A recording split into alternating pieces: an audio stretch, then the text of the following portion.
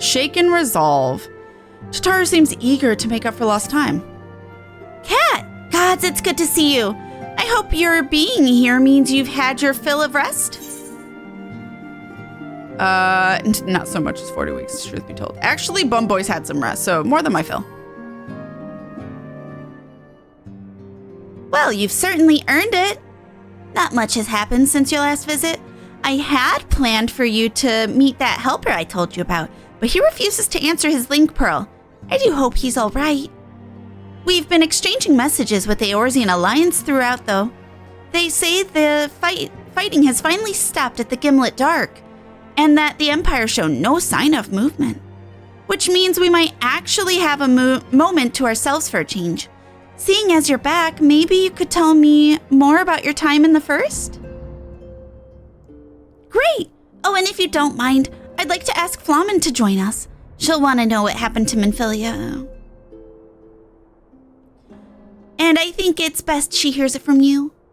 We'll meet you on the terrace at the House of Splendors.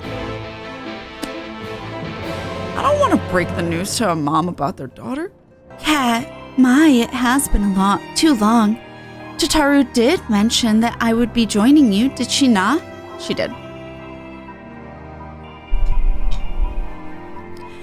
Thank you. Words cannot well express how I have longed to know more of the First. This world Minfilia has sacrificed so much to save. Oh, so she does already know, which I thought she did, but okay. But come, rest your feet. Tataru should be arriving shortly. Oh, cutscene.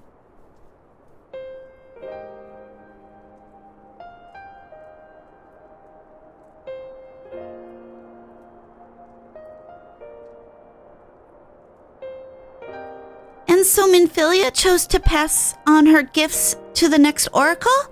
This girl who Thancred named Reen? To have such a burden thrust upon her as a child, only to embrace it when given the choice. In that respect, they are quite alike. It would seem her legacy is indeed in capable hands. Kat, might I ask a favor of you when next you return to the First? To tell Reen what I cannot? To tell her, thank you.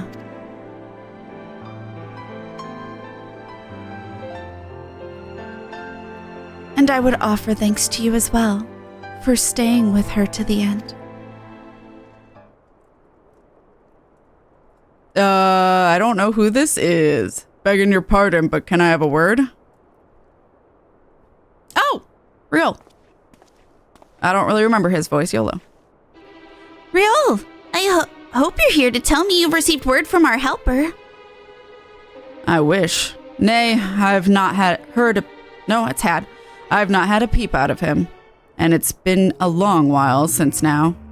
I can't read today. And it's been a good long while now. Too bloody long. An account on which I'm going to speak...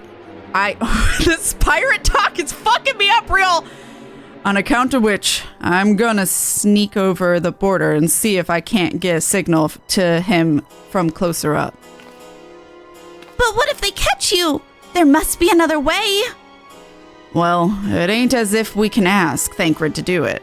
Besides, I shouldn't have no trouble picking me way through Gimlet now the fighting's died down. Gods know there's enough shadows to hide in. And it beats waiting around here twiddling me thumbs.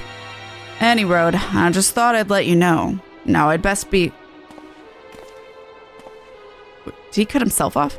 I nearly forgot. Kryle's at the stones and she wants a word. Something to do with the patients. She was getting ready to examine them again when I left. Oh. We'd best head back then. I'm sure it's important.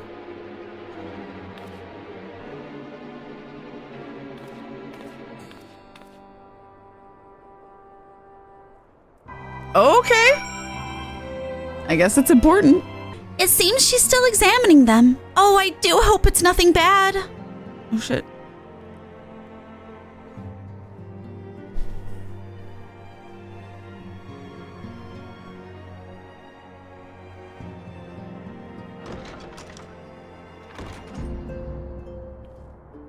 You're here. Good. Oh. She's really loud.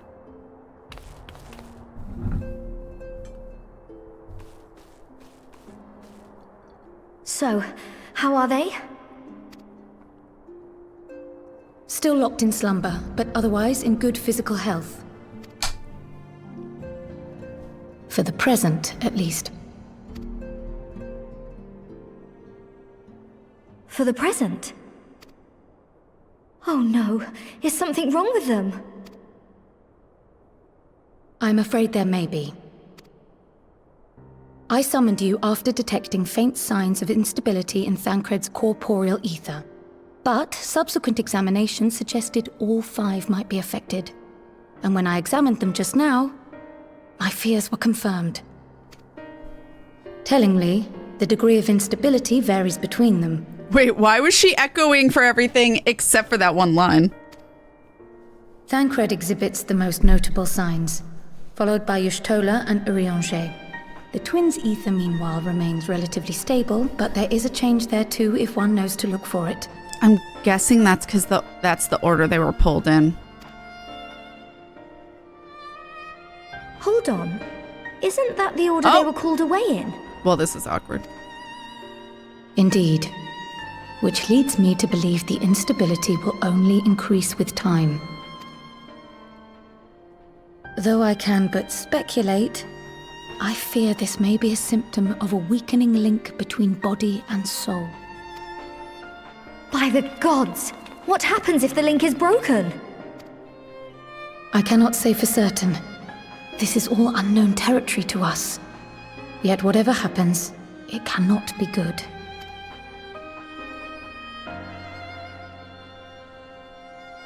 Mercifully, the instability is still only slight.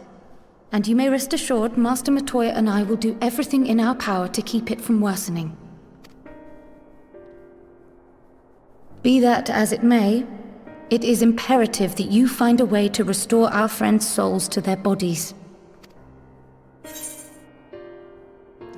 Leave it to me. We'll try.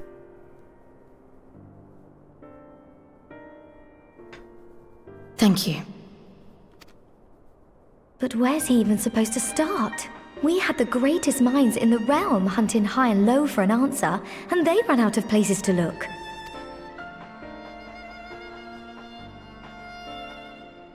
You stated in your report that the Exarch had originally intended to reverse the summoning process by means of his own death, correct?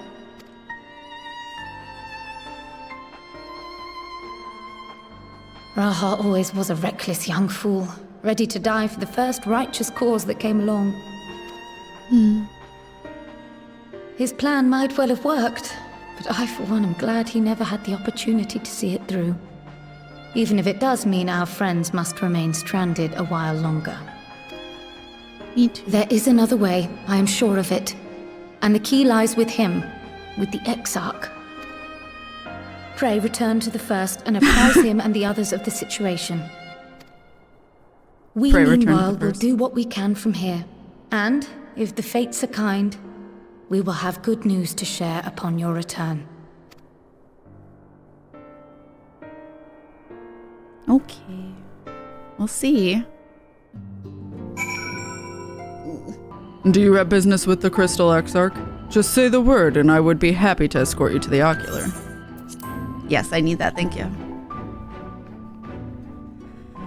Hi, Graha.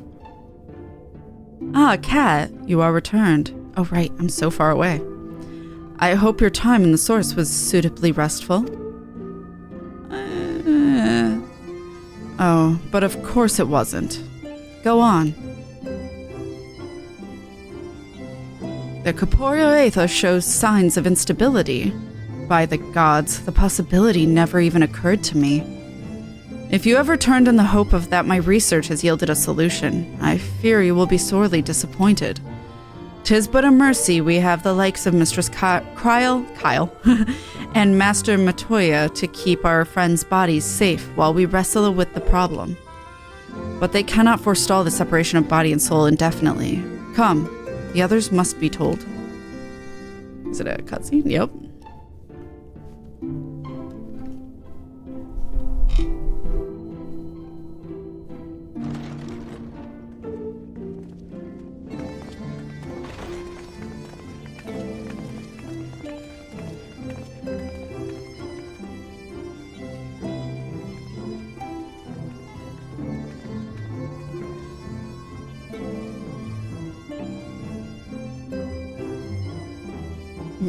Do we get to know what they're talking about?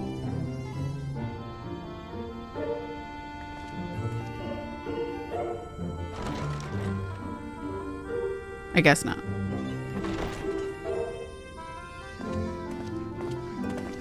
Pray excuse my late arrival. Orianjay, you have no right to be as swole as you fucking are. I'm just saying. Will Thancred and Reen not be joining us? Nay, milady. With apologies to all, they beg leave to pursue their investigation of the empty to its conclusion. Should matters here demand their presence, however, they did assure me that they would make themselves available. Yes, of course. Then let us proceed.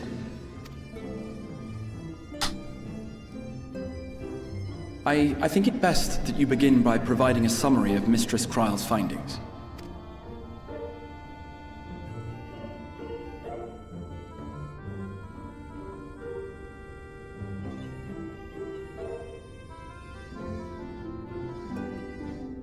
I suppose it was only to be expected that some change would occur. Yet our souls seem unaffected, to my eye at least. How long they will remain so is another question. Kryle is right. It is imperative we find a way to return to the source. Perhaps an explanation of the method by which I brought you here will yield some inspiration. Ere I begin, it must be noted that I am by no means a gifted mage. In order to employ powerful magics, I must rely upon the Crystal Tower and its boundless reservoirs of energy. The magic that summoned you was no exception. 'Tis a singular spell, adapted through painstaking effort from the technique that transported me to the first.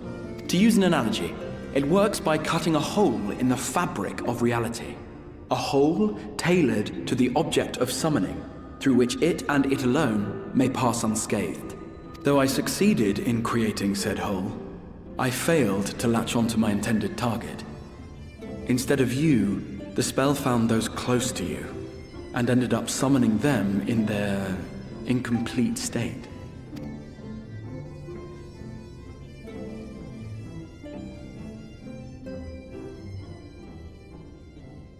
I would not soon throw my life away, not after the lengths you and yours went to save it. And so long as I breathe, I will spare no effort to see you safely home. But should all else fail, and your lives be at stake, there remains one sure method.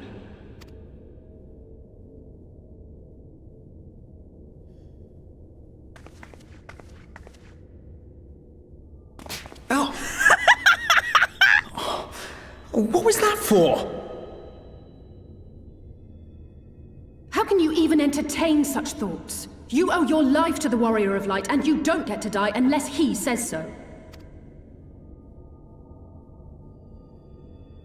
Your followers await your divine judgment. What did you just...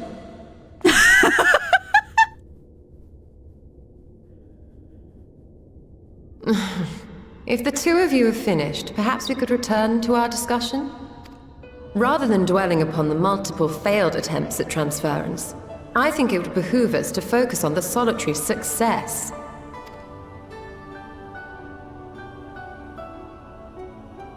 I would draw your attention to the fact that our friend can travel between worlds possessed not only of his body and soul, but his personal effects besides.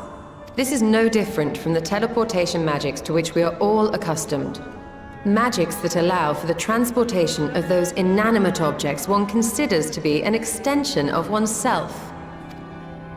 Are you suggesting that simply by considering us his possessions, he could carry our souls back to the source upon his person? Well, it would be nice if things were that simple for a change. But vague notions of ownership seem a rather tenuous thing to stake our lives on. So much as a moment of doubt on his part, and we'd be left floating in the rift. Milady hath the right of it. The requisite fixity of belief would be too much to ask even of our friend. Yet, were we to immure our souls within an object in his possession, mayhap then our safe passage could be assured. White auracite would, I believe, serve as a suitable vessel for this purpose. It was conceived to imprison the massy soul of an Ascian, and should house one of ours with relative ease. We would need only to ensure our soul's safe preservation inside the stone, and identify a means by which they might be transferred back onto our vacant bodies. Soul preservation and transference. I believe I know of someone who may be able to assist us. On the far shore of the source, there stands a great palace built by the elves. It was forsaken in the wake of the flood, but a certain Eulmore chose to make their home there soon after. Though they have long lived as a recluse, they once occupied a place of honor in Verbert's royal court, and it is said that none in all of Norvrand is more knowledgeable than they on matters of the soul. Well, I've no objection to seeking a helping hand, but if they've gone to such lengths to hide themselves away from the world, what makes you think they'd be willing to lend us one? A worthy question.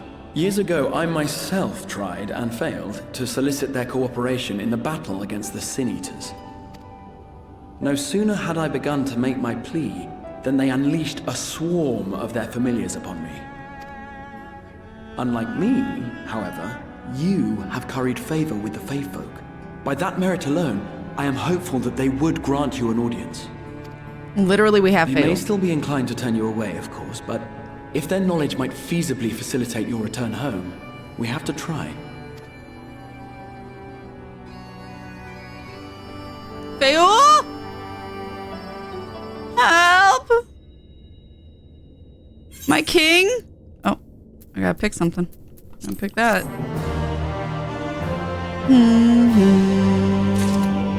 Alright, I'm back. A grand adventure! The Crystal Exarch would waste no time in seeking help for your stranded comrades. The Grand Cosmos, that is, the place we seek, stands on the opposite shore of the source. I will arrange for a boat to carry us there. Whilst thou journeyest thither, I think it best that I devote mine energies to the creation of white auracite. By thy leave, of course. The process requireth no small amount of time, and should the Eulmore consent to lend us their aid, we will have need of a suitable vessel ere long. I nailed that.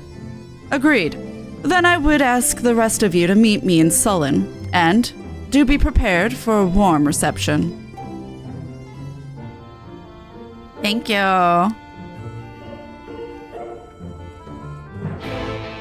Oh, Oriandre's just chilling here, I guess.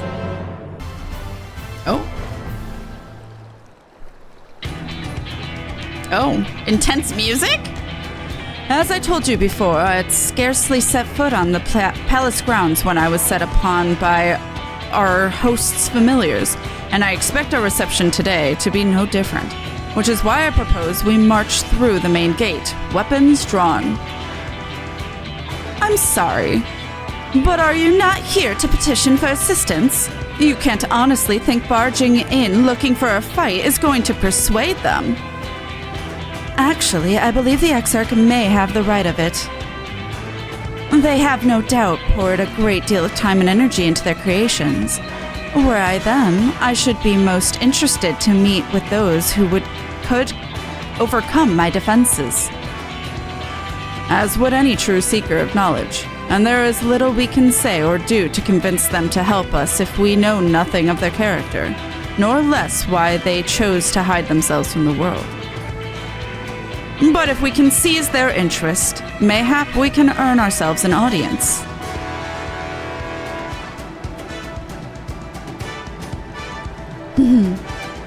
Weapons drawn it is, then.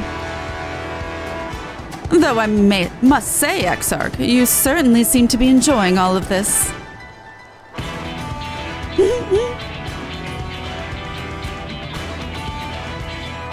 I do, do I?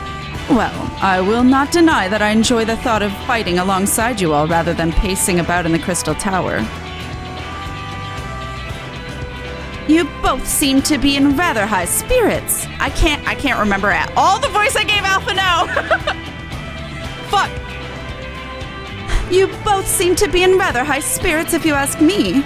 Not that I'm surprised. Your moods invariably improve when Kat is around. Calling both of them out? What exactly are you implying? He averted the calamity, and the light which seemed destined to consume him has been extinguished. 'Tis only natural that we be pleased to see him. Yes, well, you will have plenty of time to celebrate his good health after we've finished here. Of course. And then let us proceed to the palace.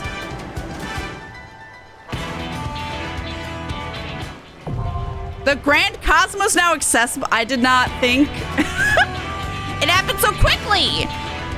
Well, the letter O. We're gonna do this. Let's go! Grand Cosmos. Also, it should be a cutscene.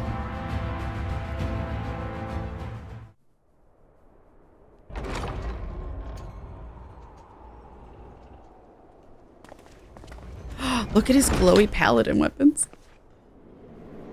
It's like he came out of fucking Palace of the Dead. Hello? What is that mask? I hate it. What in the HR Geiger?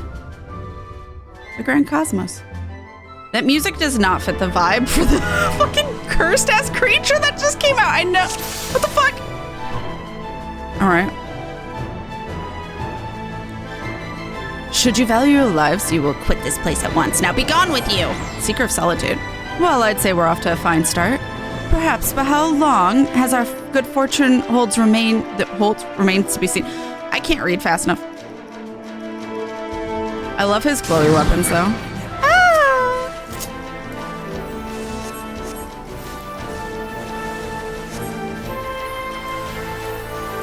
All right. But it does for the halls, that's true. No, the music works perfectly for this dungeon, just not for that introduction. You know what I mean? That like rhymed, but that wasn't intentional.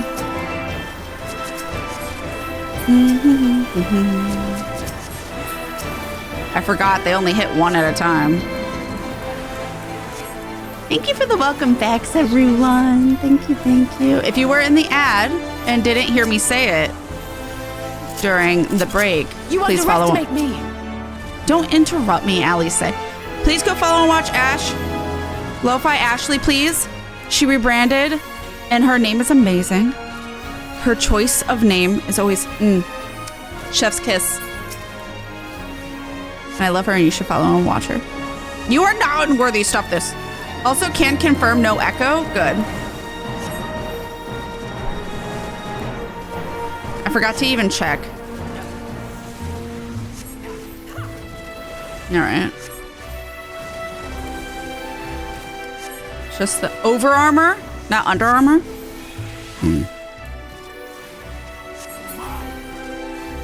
All right, let's go. I've blitzed through this unsynced a lot because River likes one of the glam pieces, but I've not done it synced in a long time.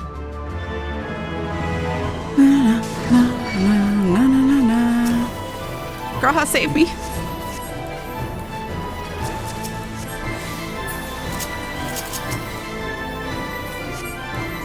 Snort. Wait, for which thing? I did one dungeon with the stories NPCs, and glad I did. They kept getting out of the AoEs, so I just had to follow. Yeah, if you follow tightly to them, they're very good for teaching where the safe spot is for bosses. But you have to be literally inside them. This is going to leave a mark! And on time. Because sometimes they'll move last second. But they are more reliable than a human NPC in terms of where the safe spot is, but they are less reliable in terms of healing if you're not the healer, because they will make sure they can stand still for a bit before they try to heal you, and they will not res you. So it's like balance. I always do my first run of a dungeon with the NPCs now. I love being a tourist and seeing their quips and comments. Yeah, that's fair.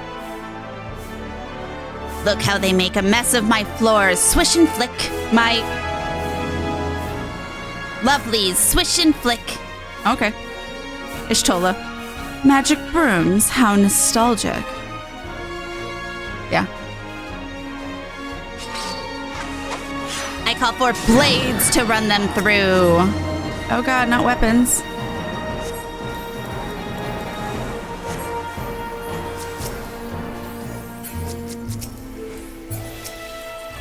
Alright. Give all you bitches some cards.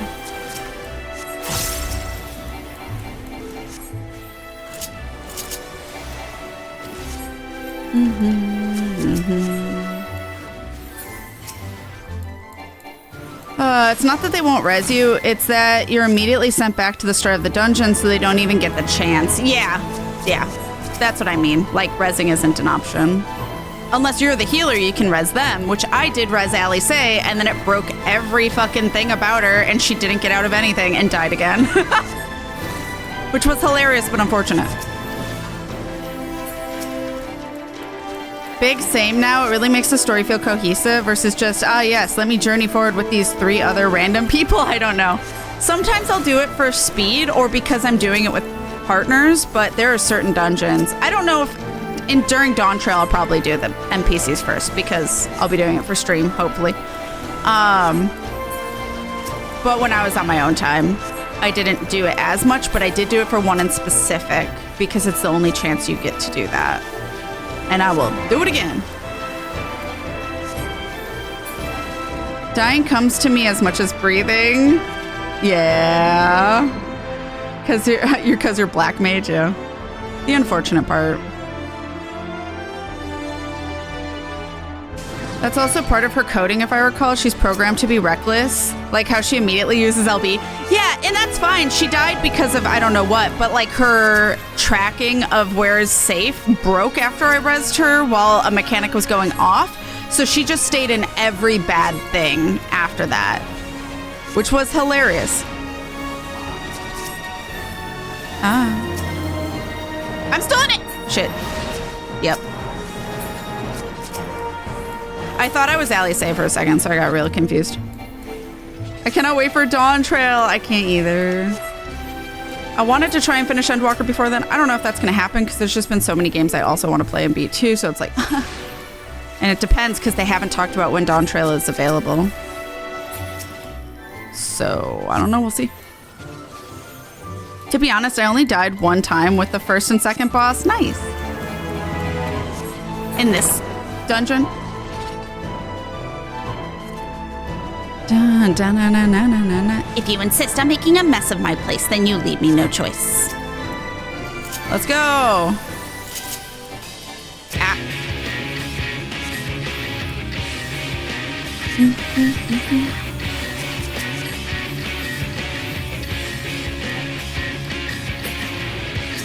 Da, da, da, da, da, da.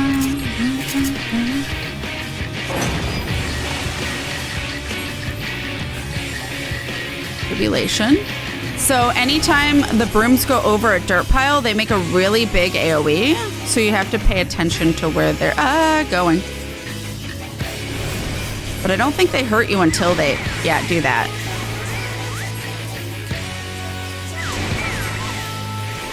So I think anything over here is safe now. Yeah. So basically you just want to stay away. Bubble.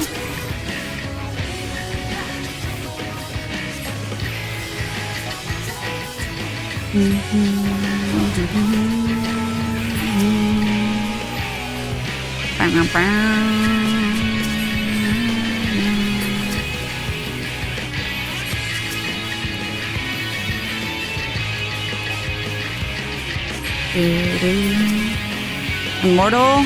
I read that as asthma. Anathema? They can smack into you? Oh, so don't be inside them either. Okay, good to know. Don't think I realized that. But I've never tried to stand in front of them. Oh god, Alice. Alice.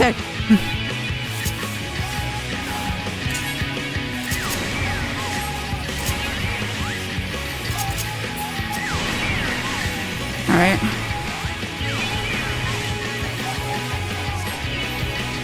We fall. Holy Spirit!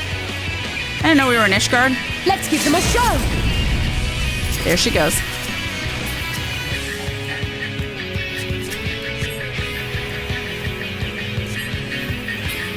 Dun, dun, dun, dun. Oh, Endwalker Dungeon? Yeah.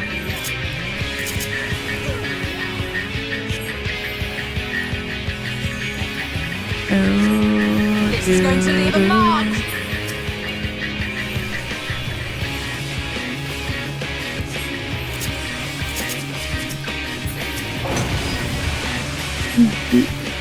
So the Endwalker Dungeon, only the first and second boss. Interesting. If you're talking about the one I am.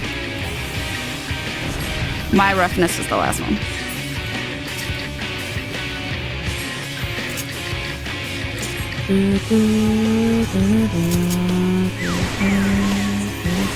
Ah.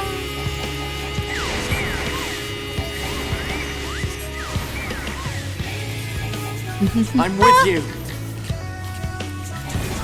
I'm glad. We did it. All right. I cannot believe we still don't have the release date. Yeah, part-time off needers are sweating. I can feel it. I'm not even one of them.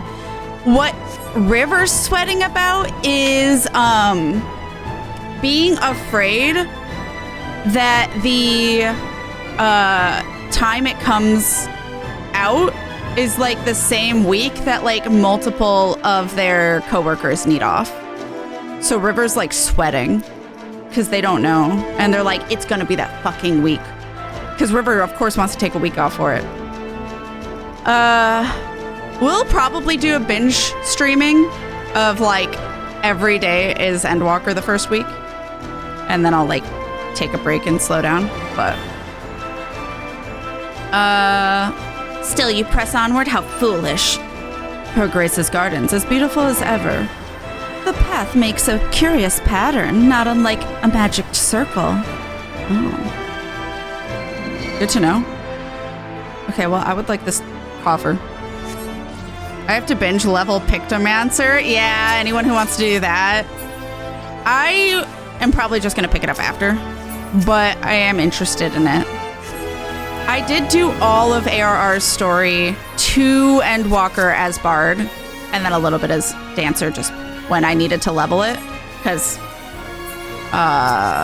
Dancer was already, or Bard was already fully leveled. But it was Bard maining. I'm probably going to do Astrologian for Dawn Trail, because I do love Astrologian. But I'm so excited. I'm an artist. I would love Pictomancer.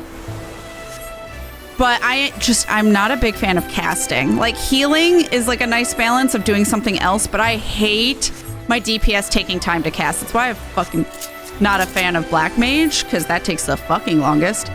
I've been Summoner. I don't mind it. Because there is nice insta-cast stuff. It's fine, though.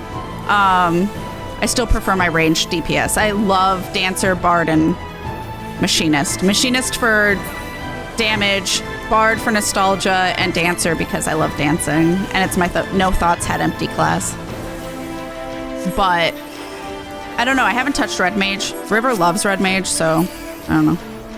I get that casting as my jam. Yeah, it's River's. River's gonna main Red Mage for the rest of their life, I think. I'm just hopefully it'll be a caster I enjoy again. Summoner update ruined it for me. Oh no, why is that? I don't know. So I didn't pick up Summoner before the update. Summoner has like no buttons. It's so weird. I'm not used to it. Because like, I don't know. I'm used to all my abilities taking up, like, look at this, every slot. I think I have one thing taken off because I never use it. And I don't even remember what it is. I don't even know. And on Summoner, so that way I only use 2 bars. Not Summoner, Scholar. I only use 2 bars, and it's the fucking sleep I took off, because when the fuck do you ever use sleep other than in fucking, like, the story making you? I'll be doing it as Dragoon, fair. I just figured my person would probably do something different. But I wanted to end the whole, like, story as Bard. And Dawn Trail's kind of something new.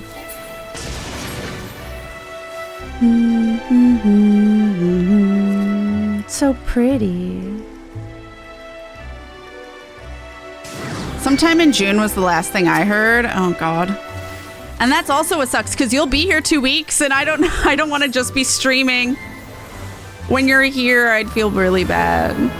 My biggest complaint... Oh, wait, no. I should probably read in order. And also focus on healing my husband. Hold on. I'm definitely excited for Pictomancer. I'm guessing a friend of mine that recently started will be too. That's fair.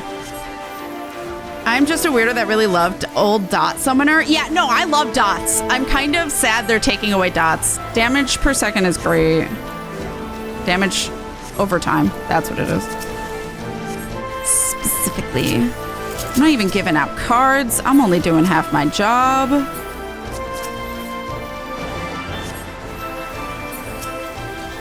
My biggest complaint, I hate when forced damage rotation results in windows of, well, this is a good AoE, but this is a good single target. So no from me. Summoner feels like Bard in that limitation. That's fair. Like, you have to pick single target or AoE. I get fucked up sometimes because, like, I always put my, like, hotbars similarly, as close as I can to all classes. So that way, like, my habits aren't too broken. And, oh God, they fucked me up. These damn pigs, what the fuck? So Machinist has like an insta single target and an insta AoE, and you can do both, which is nice. Like, you don't have to pick between one or the other. You can do both at any point. But for Bard, they share the same. So, like, you have to choose between the single target or the AoE. And it's funny because I'll, like, forget that. And maybe I played Machinist recently, so I'll just accidentally, like, use the wrong one on a group because I wasn't paying attention to which class I was. And, like, damn it! Oops. Sleep is great as a caster to get groups of you, except fucking Garleans are immune to sleep. Wait, really? I didn't know that. But what do you mean, get groups? Or get groups off you? Oh, that makes sense. If, like, I have the space, I keep sleep, but otherwise I usually don't. I used to keep, like, everything off. Oh, I can't even show you because I'm healer. But when I was a bard, I didn't even have, like, arm's length and stuff on there because I didn't know what any of that did. I didn't have repelling shot on there because I thought I'd never fucking use it. So. Garleans do not sleep. That's kind of hilarious. Perfectly fine with that. I know, but I feel bad. Lenny and Sith, these cretins must be dealt with. Wait. What? These cretins have sullied the sanctity of your garden. They must be dealt with. They certainly have a gift for creating familiars, if only there were not so many. Lenian's cool. Anyway. I have arm's length to not get yeeted. I do now. I didn't really, like, for a long time, I didn't really know what the importance of those kind of things were. Now I know. I just moved to the right spot. But now I definitely use it a lot, actually, because I hate moving, especially if you're a caster.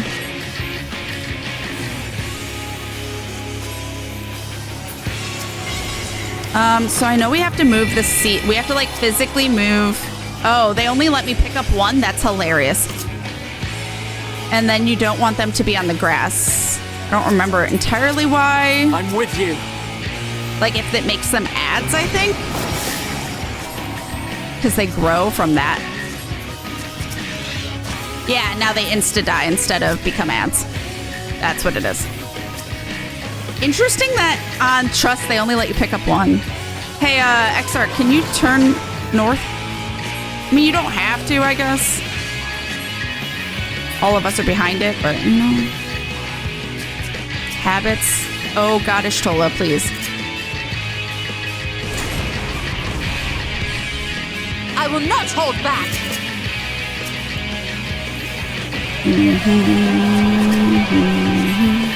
I don't remember this fight legit at all other than the seeds.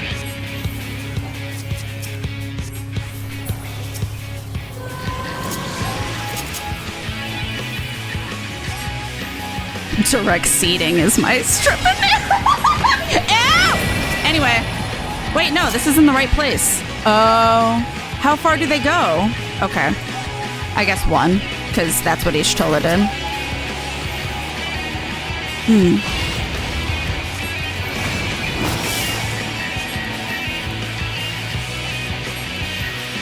Oh, God. Oh, it's not ready! Ah. I think that only hit Alice. Oh, it hit everyone but Ishtola. Okay.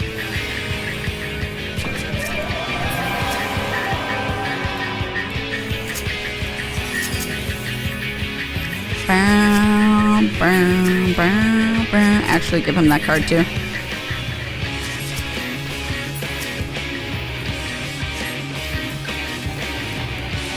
Astrologer is low-key business class. You have to give everyone your card. I mean, you're not wrong.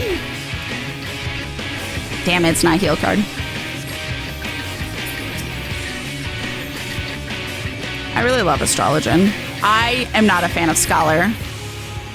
I'm still working on it, and I like why we all chasing each other with AoEs. I know it's not going to go off, but why? So, for those wondering why River likes the glams. Oh my god, the glams in this is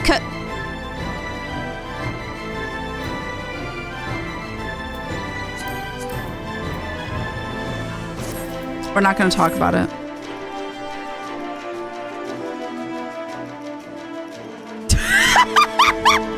This garden is ruined. Ruined! Mark my words, you will pay for this. I summon thee from flesh of stone. I was waiting for that. Shush you! I forgot. Okay. No hats for Bum Boy. Anyway, they're like furry outfits. It is like skinned animals on your head, but like the tops all have like tails and stuff. It's kind of fun. I just wish they were dyeable. I see Ash liked the stripping name. I used it almost once and almost jumped out of the boss arena before it locked and removed it. That's fair. A lot of people will take, what do you call it? Like disengage off their bars. I think like Wolf even has it off their bar for Dragoon. And like that's basically repelling shot, right? It's like a get away. Because I didn't have it for so long, my first instinct is to just personally get away, that I don't have the habit of accidentally yeeting myself off of something because I didn't have it for forever. So I actually don't think I've ever accidentally used it, but I also still forget to use it because I didn't have it forever and will just physically move to the right place because I'm used to that. I don't have the Dragoon backflip because it usually gets me killed 9 times out of 10. Right. You have it specifically so you can self-yeet? Oh my god. What is the jump backward skill for Bard? Repelling shot. But I forgot it existed. Like, I didn't put it on my hotbar because I figured, oh, I'll never do that. And I was trying to, like, make room for important stuff. I think I had, like, very unimportant stuff on the second one. And remember, it was only till 80, so there were some things that I didn't have. So, like, I had very minimal hotbars.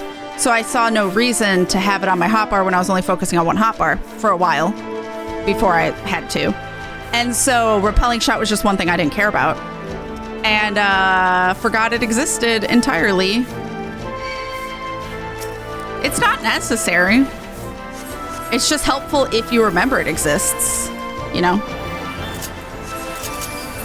Da-da-da-da-da. You gotta stop getting hurt, please.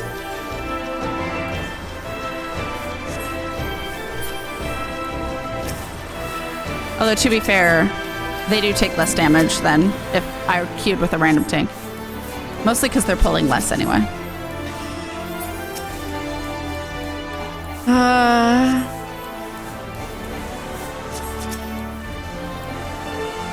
Makes ads? Yeah, I thought so. Don't you always just pick up one? Yeah, but you can pick up any of them when you're with people. It's not just one gives you the option to pick it up. Away with you! I've picked up 2 different seeds because the group I was with didn't know to pick up seeds. But I guess here, because the NPCs are picking up the other 3, it doesn't even let you. Astrologian is actually bouncer class. You're always carding people. You're not wrong. I clearly got hit by something. I wasn't paying attention. I hate Astrologian. It's too RNG. Really? The only thing that's RNG is the cards, but that's just buffs. That's not like your actual rotations or anything. But I don't know how Astrologian played before. I only know the updated Astrologian, so keep that in mind. Why do you persist? Why will you not leave me be? Be welcome, good sir. Oh, I can but wonder how lonely they must be.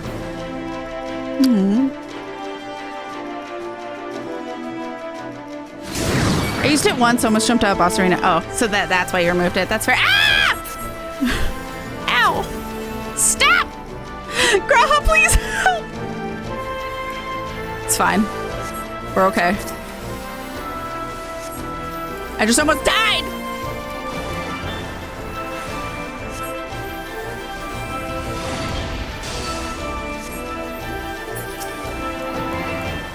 I did. I thought so.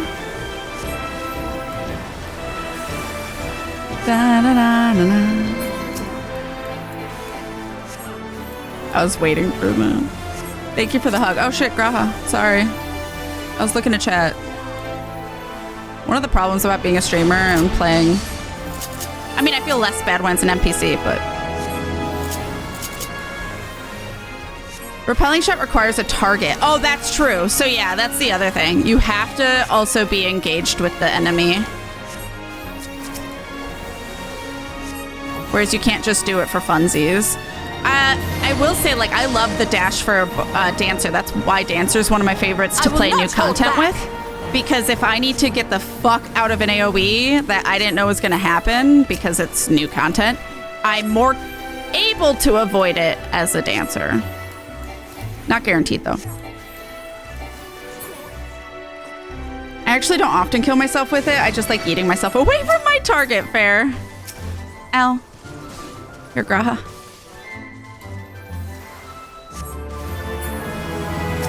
I'm trying to get the big boy. Can I not? Thank you. Not that it matters, because now I have to heal Graha, but... I don't have shield yet. Nope. Okay.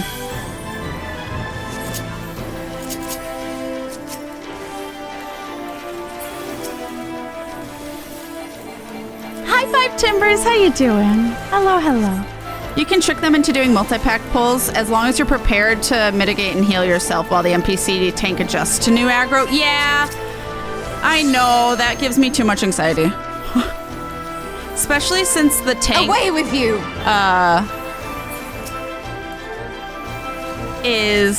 Doesn't do much mitigation, it feels like. The NPC tanks. I should really start using ethereal manipulations. What's that?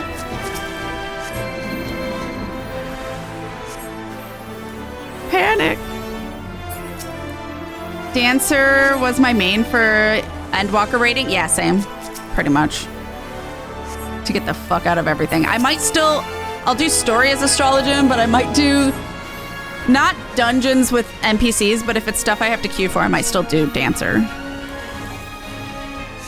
Yeah, let me do a lot of clutch and comfy things. Yeah, I love dashing out of the way of things. My comfort zone. Yes, especially in the P's. That sounds weird, but you know what I mean. I was able to give a lot more room for others to spread by numing. Yeah, especially when you're all clustered together and you all have an AoE. It's like, I will get away faster from everyone than anyone else ever can, so let me do that. I see you cannot be dissuaded from your misguided path. A pity. It's as if we're glimpsing into the past. Look at this dance going on. I see you've been practicing. Ethereal manipulation is a blackmail skill. Yes, black mage skill. I do know of that. Oh shit, I forgot. cussing.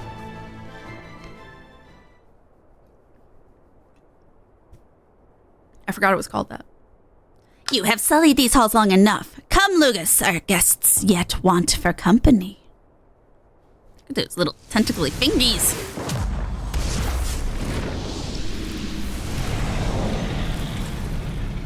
Hi, Lucas. Insatiable flame. Bum, bum, ba-dum. Ah! Oh, fire! That moves me. Yeah. That moves me to another player and out of any problems. Yeah, I'm bad at that because I don't think to quickly pick a player. Like, that's why I like dashing as a bard or as a dancer, because I don't have to select anything in a panic to make that dash. Whereas, like, selecting something on controller feels a lot more difficult to get right. A lot of times I need to run away too far out to get out of an AoE. Yeah. Awful time with this dungeon a while back. Oh no! Is it because of this guy? Because yeah, if you don't know, it can be rough.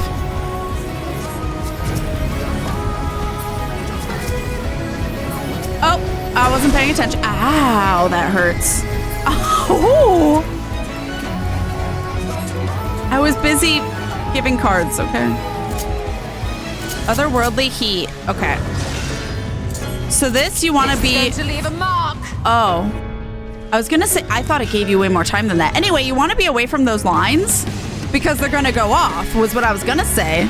But I didn't think it was instant like that. Okay. That felt a lot slower. Whatever. On guard. All right. Now we're gonna get this blue flame, and you need to pawn it off on something. Alice is going for that. I'm gonna go for the drapery. And if you don't get it off on something, you die. It's insta-death. So you want to leave enough things by not having like the fire you saw of the pluses and stuff. Oh, he's cleaving. In order.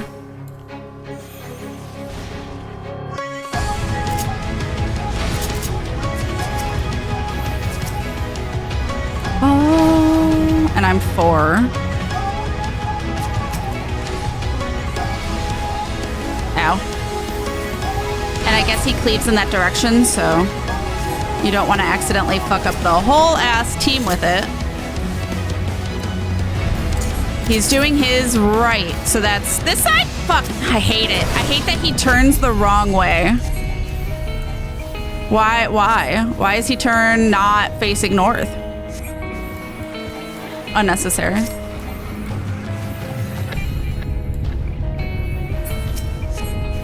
Culling blade. Well, I'm glad I did that. Except it was a little early. Okay, so some things have fallen. Oh, this is that. Oh, shit. I just burned that. And I burned that. Wow, I fucked up. I'm with you. We don't have enough! Ishtola, I'm sorry. I'm more important. Don't be so reckless. I fucked up! Ishtola didn't give a fuck! Ishtola didn't care. Fine. I'm dead. Ishtola beat me somehow, even though I was ahead of her! Fuck Ishtola.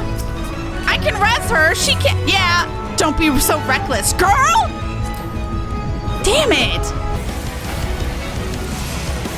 They're going for that, so I'm gonna. Oh, Exarch went for that.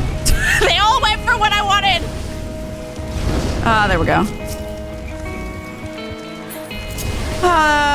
NPC's giving me anxiety.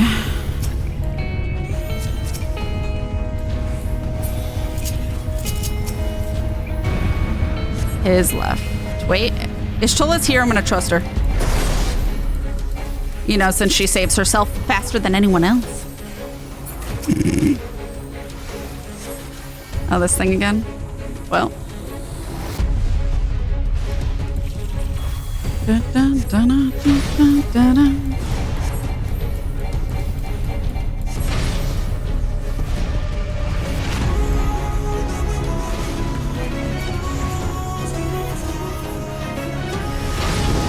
Imagine if Alfie was healing this, I would cry. I will not hold back.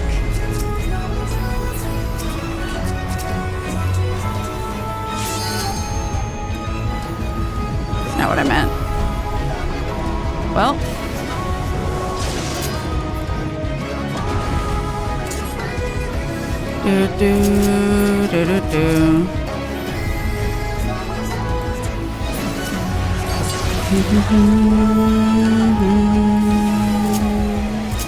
This is going to leave a mark.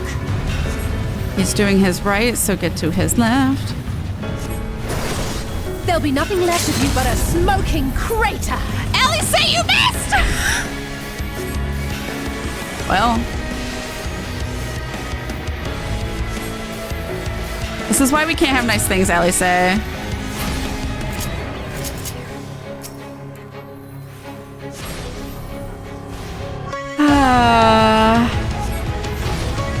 I will not hold back.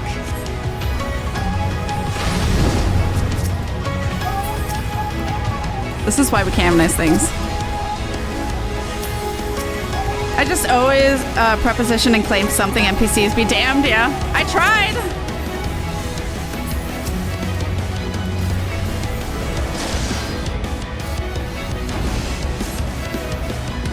Alright. Finally, cheese and rice.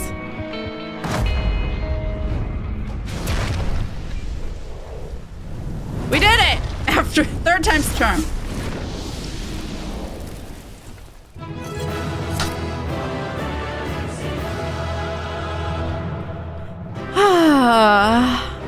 My word. That was stressful. Hi, Alpha, no! Late to the party, I see. All right, chat, you ready? I don't know what's gonna happen. Cutscene, probably. I assume. Yep.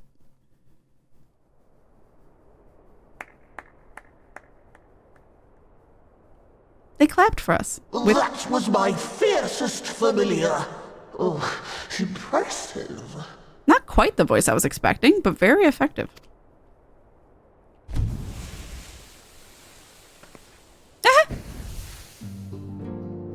The new Mo.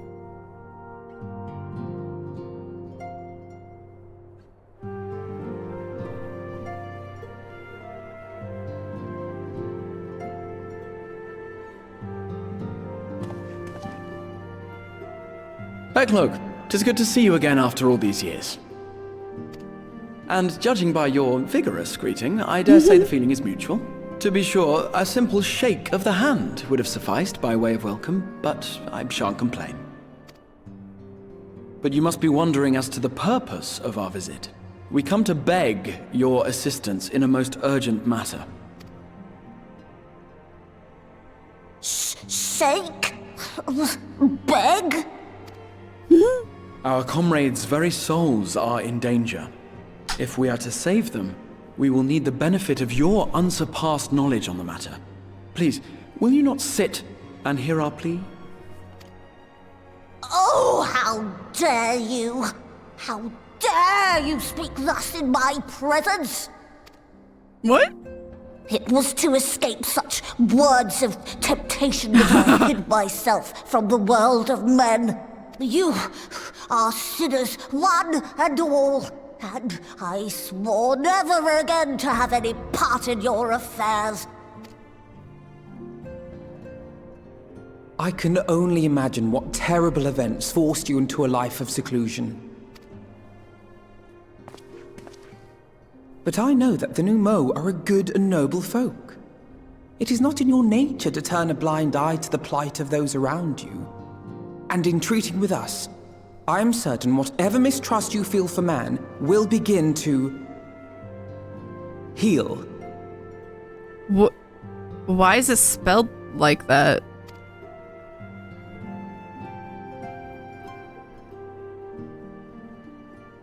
No, tail wag.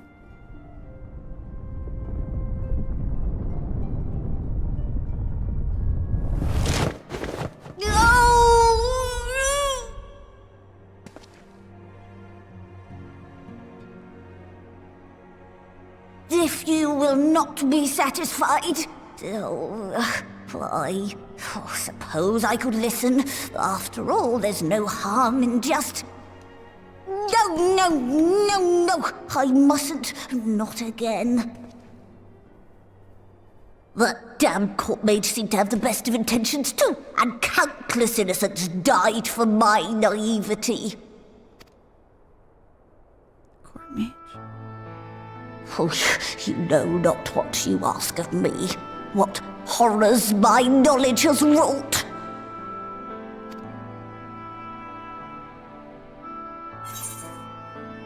Refuse all you want. We won't lie down and accept defeat. We would never misuse it. I'd say we'd never misuse it. Reassure. You wish only to save your friends? Nothing more? Yeah. Oh, the Pneumo are dog-coded, and then the days before the flood, they were kind of compelled by words of power like shake, beg, sit. Oh, that's why he says beg, and that's why it was spelled in that way for heal. Oh, that's mean. Alpha, no! Why would you do that too? This is so mean. What the fuck? Do you swear it? Yeah. No. No. Oh my god, the first option said lie down? I wouldn't even have thought of it that way. Oh my god. It would have tricked me. I'm glad I didn't pick it. Well. I will hear your petition, but that is all. And I expect fitting payment for my troubles. That's fair. Commensurate with your contribution to our cause. No more and no less, I promise you. With that settled, might I impose upon you to join us at the Crystarium? I'm afraid the nature of my friend's predicament calls for absolute secrecy.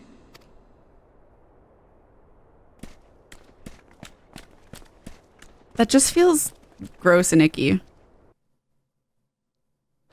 That's like a tactic to talk to them, to convince them. I don't like that. There you are. The others have gone ahead to the Crystal Tower with Beklug. For the record, I truly wish we hadn't had to resort to using such words when treating with them. I have ever sought to convince, not compel. Yet I cannot deny that a part of me was glad Urian J shared his knowledge of the new Mo with us. Had he not, Beklug wouldn't be here. You sure? Me not doing it worked just fine. Speaking of whom, we should hurry. To keep our guest waiting would only add insult to injury. Okay. You were in cutscene mode? Oh, thank God. Okay. You may now enter the Grand Cosmos with a party of NPC avatars to make the use of this feature. Trust and duty. Okay, cool. A welcome guest. Alphino looks just about ready to leave you behind. Fair. We mustn't dally here any longer, Cat. If Beklug is to hear the truth of our travails and the first, you of all people should be present. Okay. Let's go. Do you have business with the Crystal Exarch? Just say the word, and I would be happy to escort you to the Ocular. Thank you. I appreciate it. Instant cutscene, or... Yup, okay.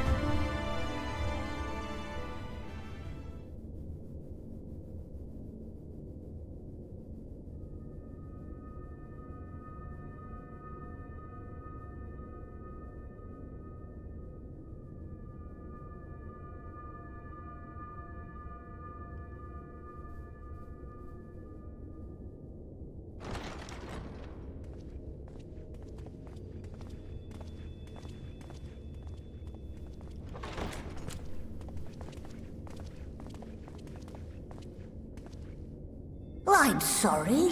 You mean to tell me not only that the return of night was your doing, but that you hail from another world as well? The way they talk.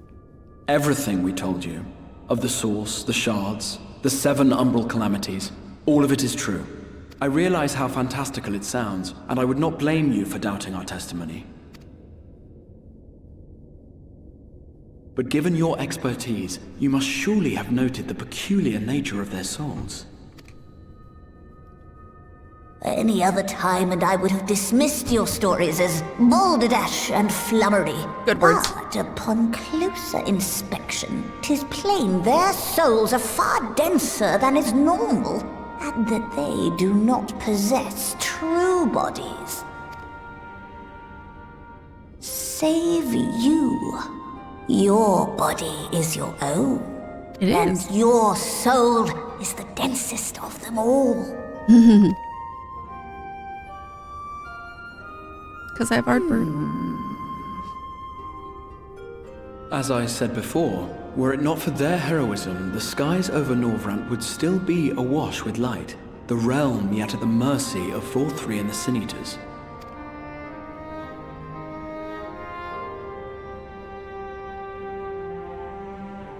After all they have done for our home, seeing them safely back to their own, it seems the very least we can do.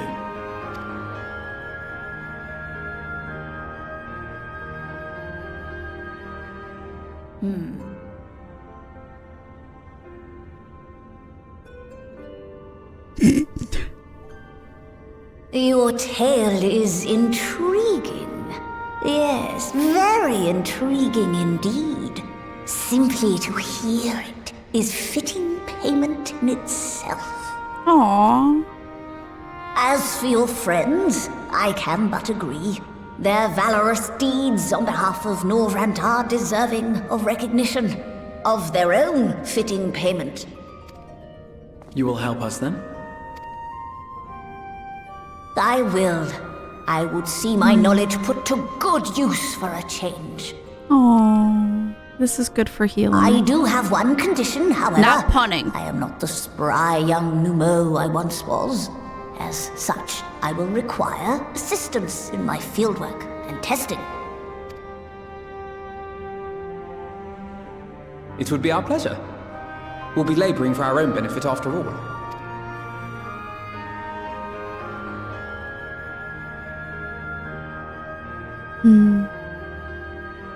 I think this is a good experience for Becklug. Like one of the best ways to heal from trauma like that. Aww.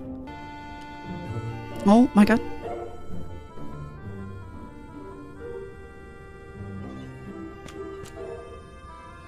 You have spun quite a tale, but tell me, have you given any thought as to how you might return to your world?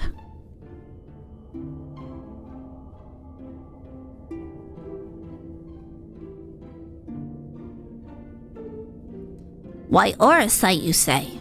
An intriguing proposition, but one which fails to account for the present state of your souls.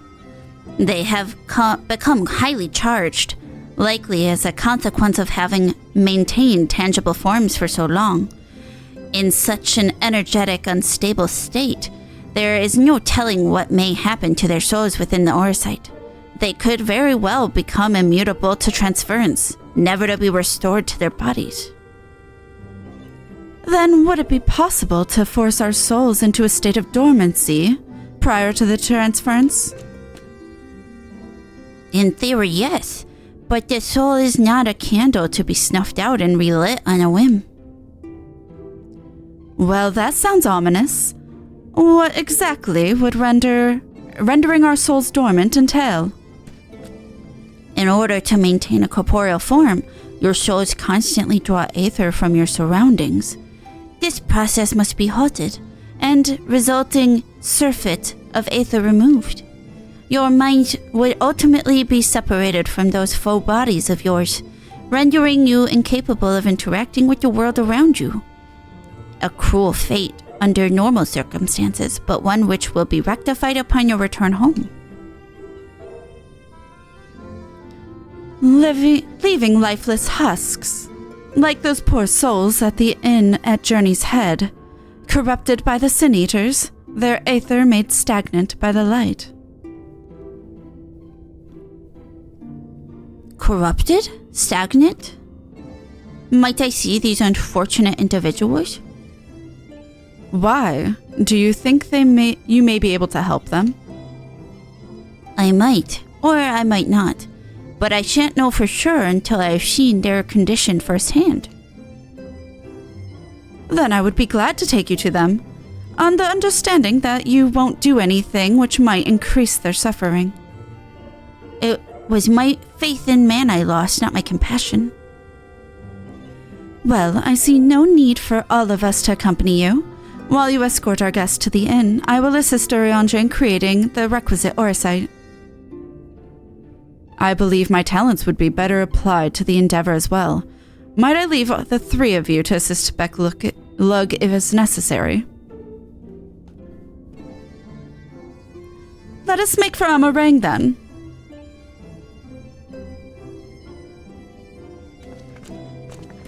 Alright. Amarang, here we come. Alright, Becklug. Oop.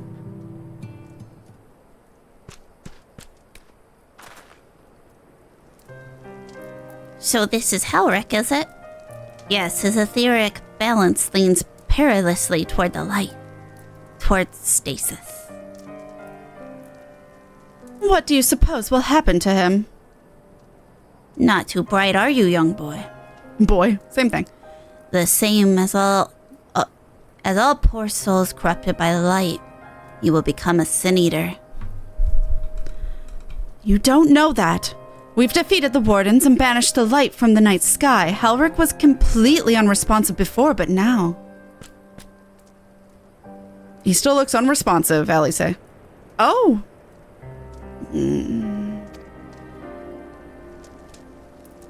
Then perhaps there is yet hope. If I may, there is a treatment I wish to administer to the patients. What sort of treatment? In the course of my studies of the soul, I once created a tonic which could temporarily stimulate the aether in one's body. After some refinement, it came to be used by the Knights of Vobert, them for far darker purposes. Lest it fall into the wrong hands, I swore never again to make it. But for their sakes, I will break that oath. It is not like to reverse the stagnation, mind you, but it should offer some measure of relief. Better than nothing. I'll take it. Or they'll take it. Todden. Oh, soul tonic. Dots. Todden stares blankly at you. It would seem the tonic has had no effect. Paul now.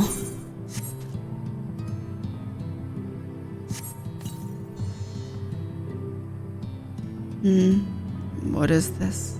Warmth I feel in my chest. I wonder if it depends on how far along they are. Voin.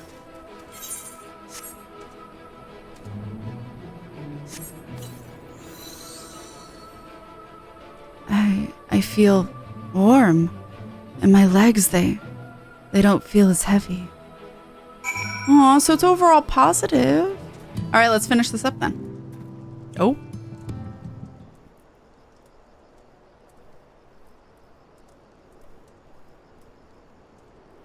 Now then, have you noted any change in the patients?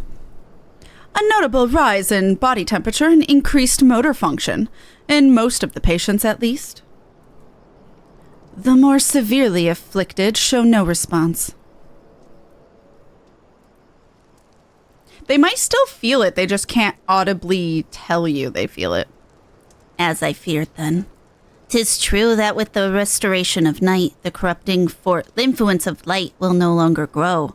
And yes, their bodies will naturally return to equilibrium given time. But this holds true only for their corporeal aether.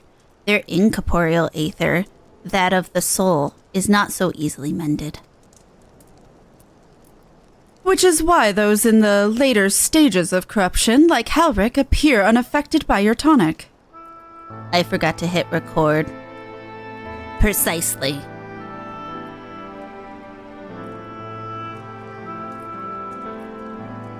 The boy's soul is too far gone.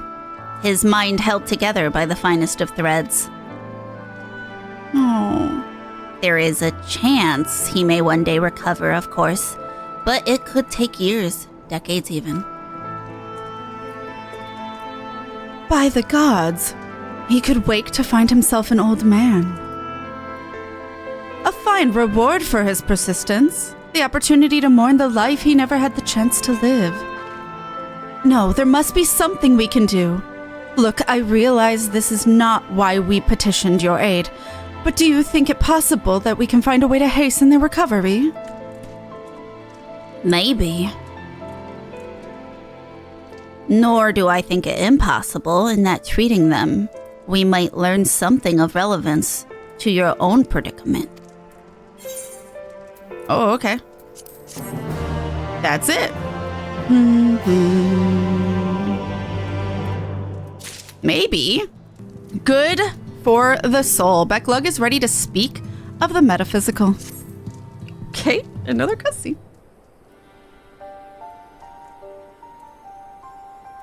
I suspect the Crystal Exarch has told you of my past. Not much, actually. That I was once a mage of the Royal Court of Vobert, and that soulcraft was my field of study. The tonic you administered to the patients here is one of the fruits of my labors. I hope to do great things for the kingdom. But in the end, my knowledge brought only suffering. A plague like the like of which none have ever seen. In the hands of unscrupulous men, what should have been my greatest triumph instead became my greatest shame. And now you have a chance to redeem yourself. Why am I pointing? That I do. A comforting thought indeed. But let us return to the task at hand, finding a means by which we might revitalize these people's incorporeal aether. Do you think it can be done? Were the skies still ablaze with primordial light, I would call it an exercise in futility, but now we may have a chance. The method I have in mind will entail the conjuring of a familiar.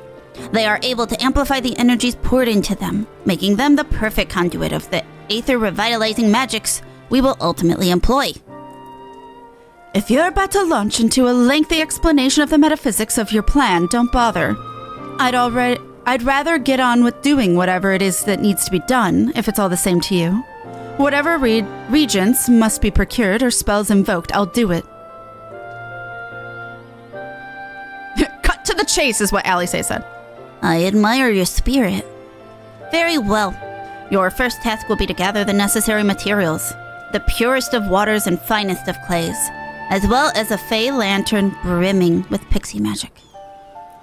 If you're convinced the resulting familiar could help the patients, fine. Alphino, the water and clay will be simple enough, but I think you know what we'll have to do to get the lantern. You don't mean... The pixies took quite a liking to us before. If we humor them with our company, I'm sure they'll be willing to help us, after like 20 quests. Fine.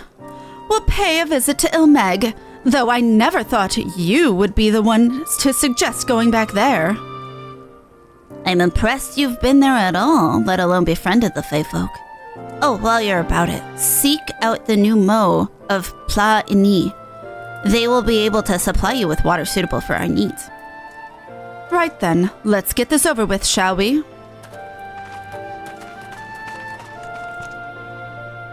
There still remains the matter of the clay. Might I prevail upon you to find it? Aw, I don't get to do the lantern with them? I kind of wanted to see, like, what the pixies are going to make them do. Clay from Amorang would likely be best, if I don't say so myself. Know you of anyone who might be able to assist us? Could ask the miners at Twine. There's the scavengers at Mordsuk. I'd say maybe the miners would know more about clay. Ah, yes. They will be able to point you in the right direction, I'm sure. While you and the twins are occupied, I will see if there is aught else I can learn from the stagnation which affects these people here. Okay. Oh,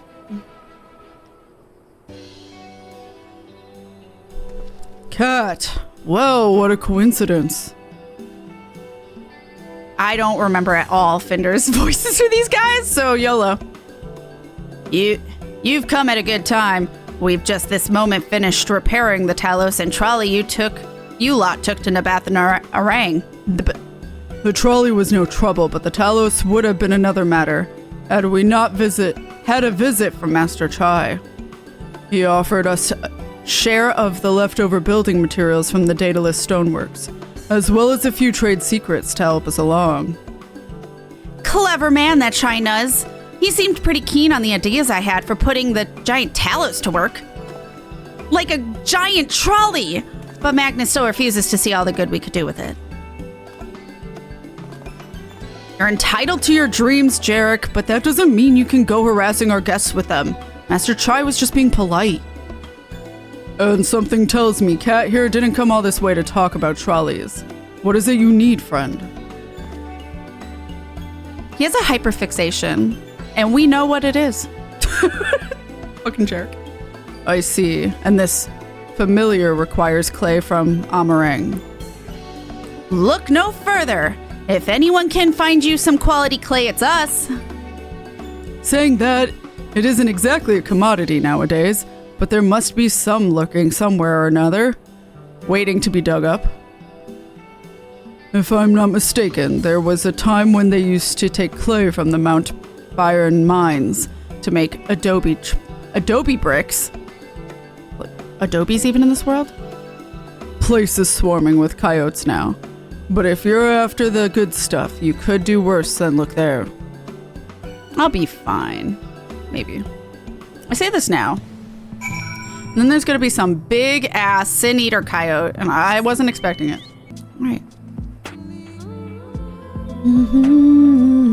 But I'm ADHD, so I also remember nothing. Search for lumps of pristine clay. I did it. 1 of 3. Knew a person once who could speak about warships for hours. Yeah. I could talk about a video game I like for hours. Easily. I have. Easily. Poor Kita. Kita's heard a lot of my rants. And I can tell Kita's just like politely listening. And I'm like, you're such a good friend. Oh, I knew it! Oh, where's my chocobo?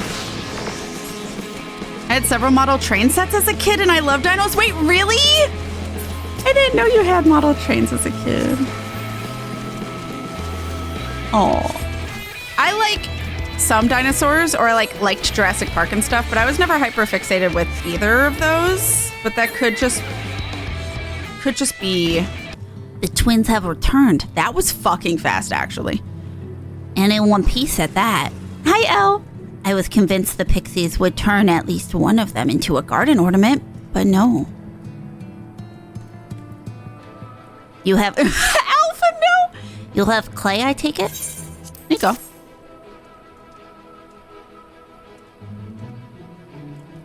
Wonderful. We need but combine the clay and the water. Then heat the mixture with the Fey Lantern. After that, it will be a simple matter of settling upon a suitable form and performing the necessary incantation. Backlog, I have a question. In the event that we had need of this spell and you weren't around, would it be possible for another to perform the incantation? Assuming they possess the requisite skill, yes. Halric and the others have suffered so much, and I swore to do everything in my power to save them. If there is a chance the spell could do that, I would be the one to invoke it. Mayhap you should be the one to do so. A deep understanding of the subject's physical state, combined with a strong desire to help them, can drastically increase the magic's effect. And you are plainly more familiar with these people than I. I dare say there are few in all of Norvant more dedicated to finding a cure. Is that not so, Kat? Absolutely, she's the best woman for the job. Very few, but if aught should go awry, I'll see what I can do. I'll say she's the best woman. I'll give it my all for Halric, for Tesleen. Then we are all of a mind on the matter. Okay. Elise shall be the one to conjure the familiar. Aww. Okay.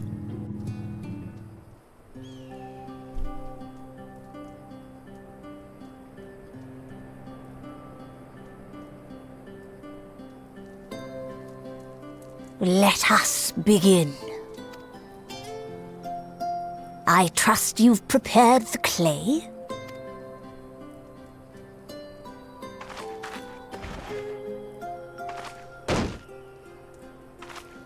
Thunk.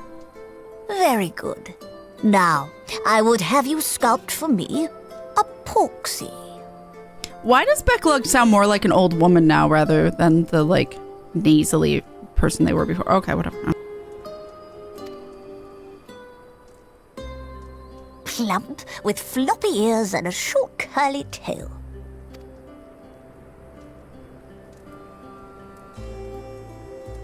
A porksy. I think I know what you mean.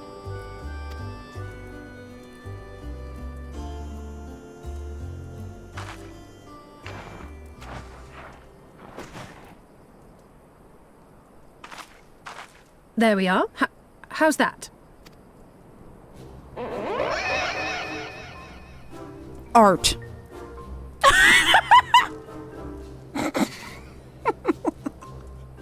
Well, it is certainly creative. There's no denying that. Alphino's laughs are so good. Yes, I'm no artist. Very funny. Pay him no mind, child. Though it may look like a grotesque parody of reality, it is what the invoker believes that matters. You're not helping.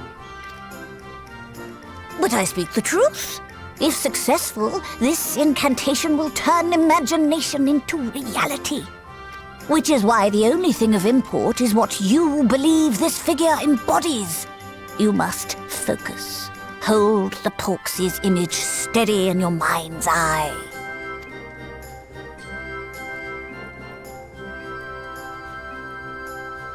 Now then, as I taught you, relax and allow your energies to flow.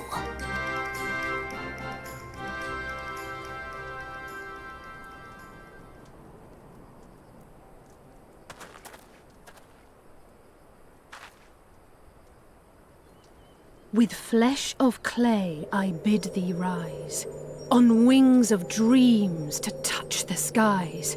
What once was idle fantasy, I call forth to reality.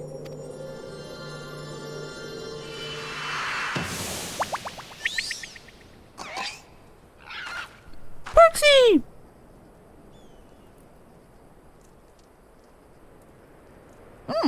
Not bad for a first attempt.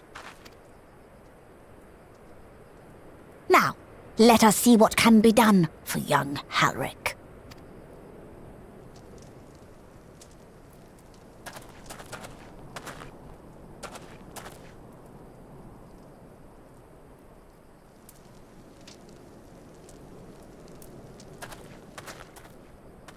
He has the tiniest tail in existence. Through the operation of the magics you invoked to animate this familiar, it is now replete with the energies required to stir the boy's soul.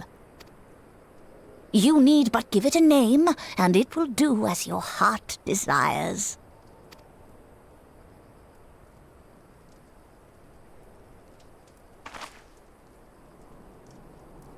A name. I would call it Oink. All right, I've decided. Now.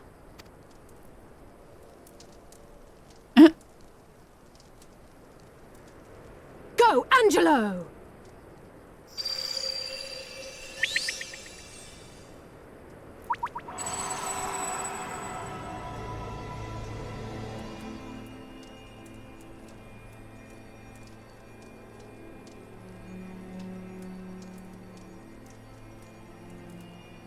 Oh my god, he's moving.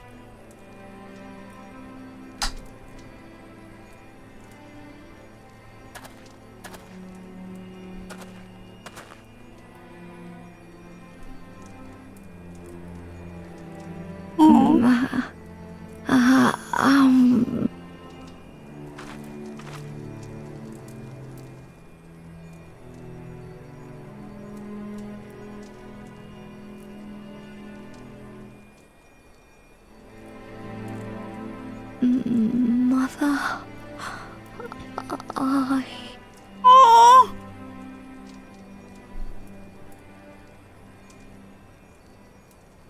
I'm getting chills.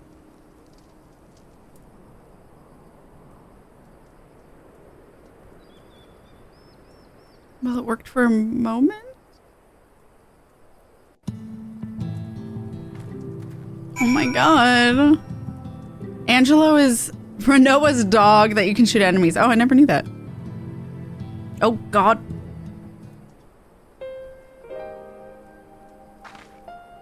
How is he, Becklug? Did it work?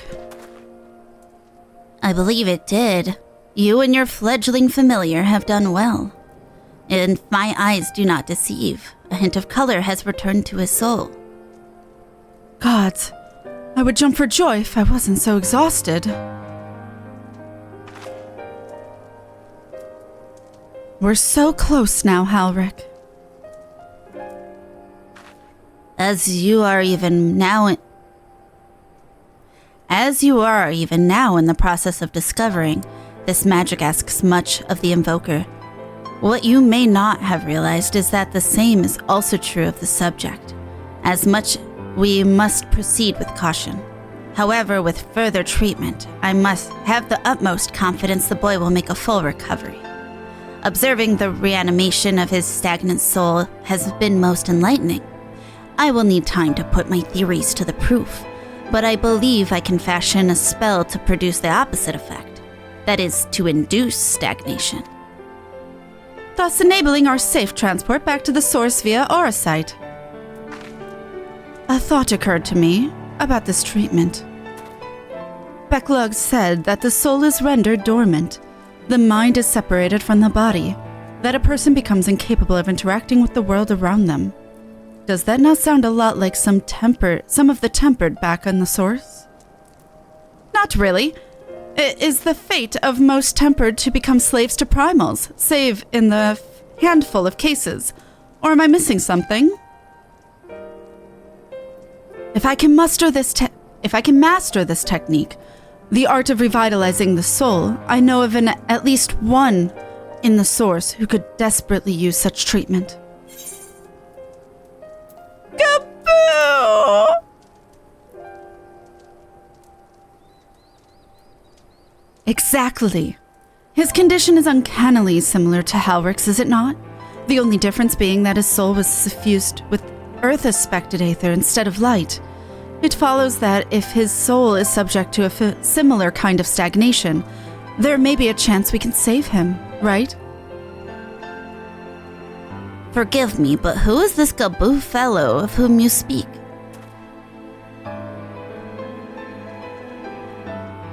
I see. This condition does sound similar. Yet there is much and more about the soul that remains unknown even to me. I say this not to discourage you, you understand, but to remind you that this is delicate work we do here. Work requiring patience. Of course. And as long as there is hope for the patients here, I will devote whatever time is needed to see this through. But I refuse to spend that time in idleness. If it's all the same to you, I'd like to stay here with Angelo and continue with their treatment. The two of you should return to the Crystarium with Becklug and see if you can't make some headway with their newly posited theories. I would tell you to rest first, but I see you are not to be convinced. The fire of youth. Let us return to the Crystarium, then. I don't know who this is. Finally, I found you. Oh. Kaishira? Oh, what are you doing all the way out here? There's trouble back in Eulmore. Lady Chai's beside herself, sighing, pacing, the whole lot. Near enough begged me not... oh my god. Near enough begged me to go and find you. Sighing and pacing, you say? It must be urgent. I take it I will be returning to the Crystarium alone. Go on then. It's not as if I have anything for you to do. Thank you, Becklug.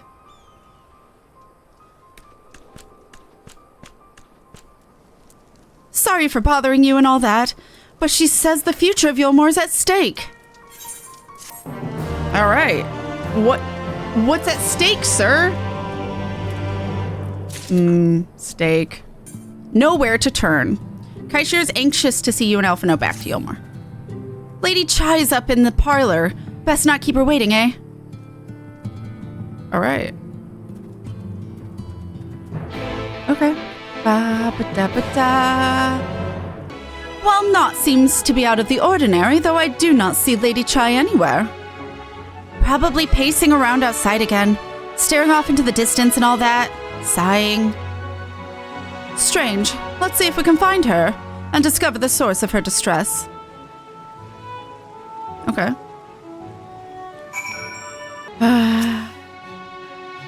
Okay.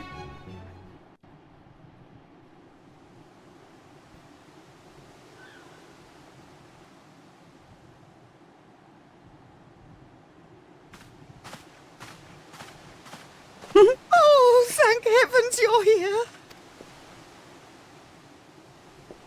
Lady Chai, whatever is the matter? I knew not where else to turn. Oh, this is all too much for my poor heart to bear alone. Alone? What of Master Chai? But that is the very reason I summoned you. He's gone. What? What? What happened? It all began after the events at Mount Golg.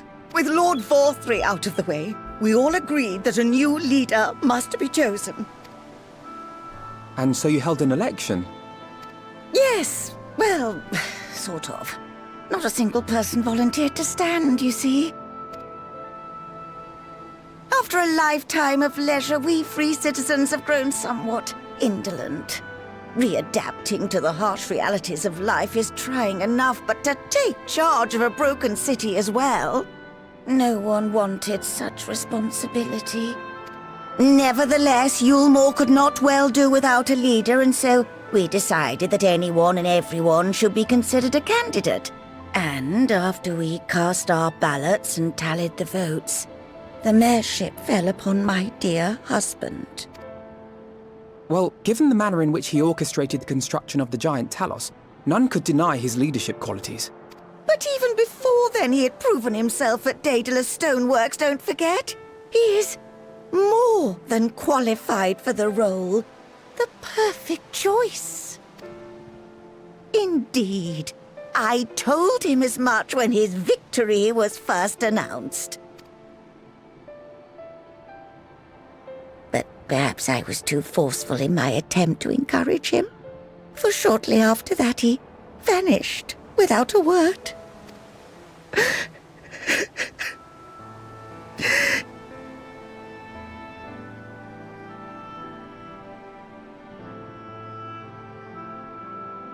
You believe he was so daunted by the burden of leadership that he felt compelled to flee? Please, Lady Chai, dry your eyes. Your husband does not strike me as the sort of man who would abandon his duty, much less his beloved wife. Mm-hmm. There has to be some other reason for his absence. You truly think so? Yeah, he must be dead. That's the only reason. What about you? What do you think has become of my husband? Oh no. Sorry, but I think he's fled. I don't know, but whatever it is, he won't have fled. I don't think he fled. He could have needed time to think. I don't want to be rude, though.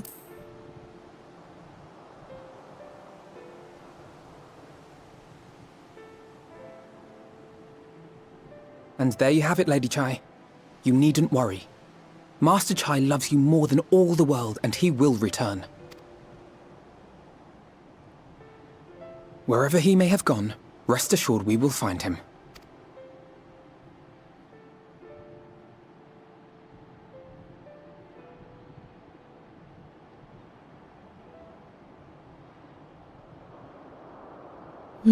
Thank you, my dear boy. You have set my mind at ease. I will trust in my husband and await his return.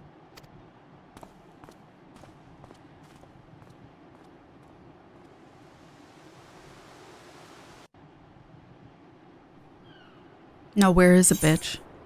Oh. Mine.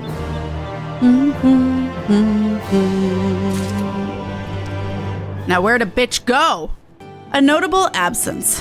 With all his comforting words, Alphino is plainly troubled by Master Chai's sudden disappearance. It makes no sense for Master Chai to have left without a word, but even if he had, he would not have done so unobserved. Someone here would have seen something, I'm sure of it. We should split up and inquire as to whether anyone saw him leave, or, failing that, if they have any idea where he might have gone. I will meet you at the Glory Gate, and Glory Gate is a name, to compare notes later on. It's my stripper name. Alright, let's go talk to people. Is this Rowena of the First? I think it actually is. Master Chai? Why, yes, I spoke with him recently, though I recall he was in a rather dour mood. Concerned about Eulmore's neglect of industry, you see. With Lord Vathr's apparently inexhaustible stores of mole, and no great need for money, it's little wonder our businesses were all but forgotten under his rule. But I assured Master Chai that the Boutique of Splendors will do all it can to contribute to the revival of trade here in Eulmore, which seemed to satisfy him. He took his leave soon after. Your exchange with Moen has taught you about the stagnant state of business in Eulmore. I recall a man fit in that description. Asked to speak with the poor buggers lately come from right. Said he wanted to know the state of things down in the derelicts, and you can be sure we gave him an earful. Lack of food, medicine, clothing, there was plenty to tell. We hunt high and low for whatever we can scavenge, and it's barely enough to fill our bellies. But folk here don't just want to survive, they want to thrive. When he heard that, he started mumbling to himself. Something about finding us work, I think. Fair play to him, though. Not content with having his ear chewed by the derelicts, he asked about the other settlements and all. After that, I can't really say. Looked like he was headed for Gate Town when I last saw him. Your exchange with Hathambet has taught you about the poor living conditions of Calusia's downtrodden. Honestly, it sounds like he got right to business. Looking for Master Chai, are you? Is something amiss? When I last saw him, he seemed ready to collapse from exhaustion. I insisted he rest and catch his breath, and we talked for a while, about his concerns over the city's defenses, amongst other things. He made more than a few valid points. Many of our men are still recovering after your confrontation with Lord Vathry, and finding General Ranjit in a heap in the middle of the plaza shook us all to the core. Sorry about that. The man commanded no small amount of loyalty, and some of our longest-serving soldiers seemed lost without him. Indeed, a number of them left. Not that we blame you, of course. Without you and yours, we'd still be blind to the error of our ways. Anyway, funding permitting, I proposed replenishing our ranks with volunteers from the derelicts of Gate Town. We have a duty to protect not only Eulmore, you see, but the surrounding regions of Calusia as well. And I, for one, would welcome any man or woman willing to take up arms for that cause. Indeed, I told him as much, and he seemed relieved to hear it. It was on that note that we parted ways. He headed outside, as I recall. Your exchange with Cornine has taught you about the perilous state of Eulmore's defenses. Okay. Ah, there you are. How did you fare? Have you learned anything which might offer a clue as to Master Chai's whereabouts? Oh. There we go. I forget it automatically goes to the next one. Interesting. He apparently paid a visit to the Queen Bee as well. They discussed the possibility of granting admission to customers from outside Eulmore, an idea to which the proprietor was surprisingly receptive. Sounds like he's got big plans for the place. Eulmore, I mean, not the bee. Perhaps, but the question remains, where did he go after leaving the city? That is the question. It sure is. For the people! With furrowed brow, Alphino carefully considers where best to next look. Look next, same thing. All we know for certain is that Master Chai has shown great concern not only for Eulmore but its surrounding settlements. It seems logical then that having consulted those within the walls, he would wish to do the same to those without. Kat, if you would go and make inquiries in Right, I shall do likewise in Stilltide. Gate Town I leave to you, Kaishir. Fair enough. Where should we meet when we've finished? Well, Top Rung would seem to me to be his next most likely destination. Let us reconvene there. With any luck, one of us will have stumbled upon him by then, but if not, we will be well situated to continue our search. Okay.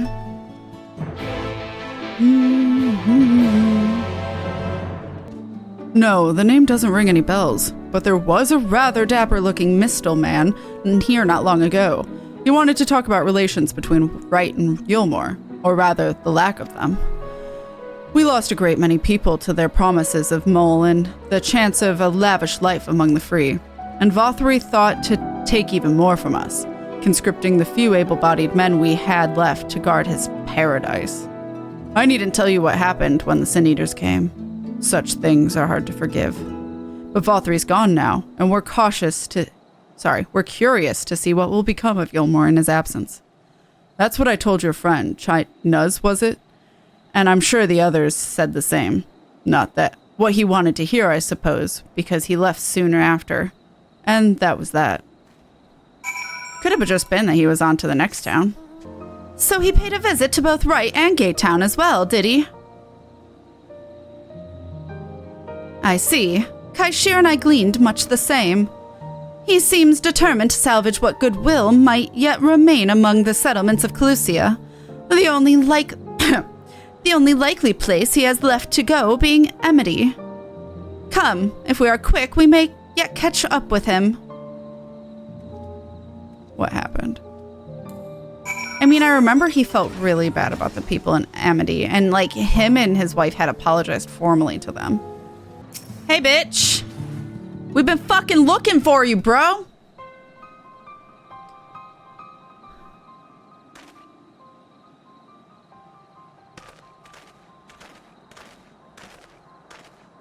Kat! Alpha, no! Kaishir! What are you doing here? We might ask you the same, Master Chai. We've been looking all over for you. Looking for me? Whatever for? Lady Chai has been nigh inconsolable in your absence. She claims you disappeared without so much as a word, and bade us return you to her side. What in blazes are you talking about? I left a letter for her in our chambers. Has she not been to their room since? Though I suppose she could have overlooked it. And when she gets an idea into her head, I can only apologize. No harm done, Master Chai. But since we are here, might I ask what compelled you to come all this way? We were told you had been elected mayor, and from what we have gathered by the nearby villages, you have been inquiring about the people's grievances. Is it safe to assume you mean to take office? Now, let's not jump to any conclusions. I did seek to learn about the problems faced by the people of Clusia. That much is true. But I am by no means sure I am the man to solve them. Tackling our many challenges will require resources, and until I have secured them, it would not be right to assume the role of mayor. Isn't that what a mayor does, though? I see. And you believe said resources can be found here? Indeed. The people's grievances are many, but in the course of my many inquiries, I have already met with several individuals willing to lend their aid in addressing them. However, there remains one individual crucial to my plans. A man whose counsel might yet make a mayor of me. With respect, such forethought is, in itself, proof of your suitability. The city needs you, Master Chai, and I am certain this man of whom you speak, whoever he may be, will reach the same conclusion. For what little it is worth, we will vouch for you should he require convincing. Whatever you need, you can count on us, or we believe in you. We believe in you!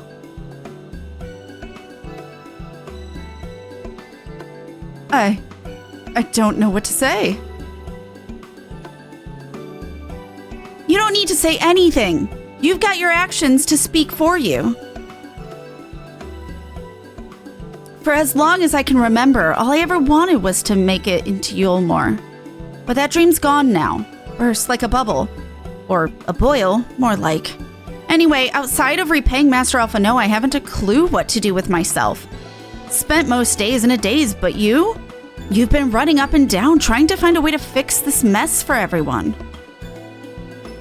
And I reckon you can do it. You got this lot up in Mount Golg, didn't you? Wait, you got this lot up Mount Golg. Okay, that's what you got this mount. Oh my god. You got this lot up Mount Golg, didn't you? How hard could mayoring be? You're going to steer Eulmore to a better future. I know it. And I want to help. Properly help. Do something that makes a difference. I don't know what it is yet, but I'll work it out on the way. If you'll let me come with you, that is. You give me entirely too much credit, a lot of you. But I can't deny it gives me heart. Come then, let us press on close together. Let us press on closer is almost what I said. Thank you, Master Chai. But we mustn't get ahead of ourselves. Eulmore needs more than a man with good intentions, which is why I'm here. To find one with the experience needed to see the city thrive. And who is this man exactly, and why are you certain he's here in Amity? Rendon.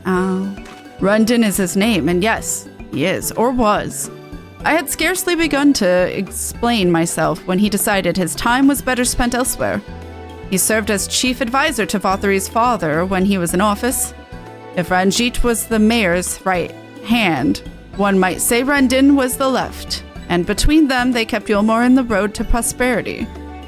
The city needs more than a mere man of business, which is why I must find him. I think we've talked to him, haven't we? But even if you do, what makes you think he will listen?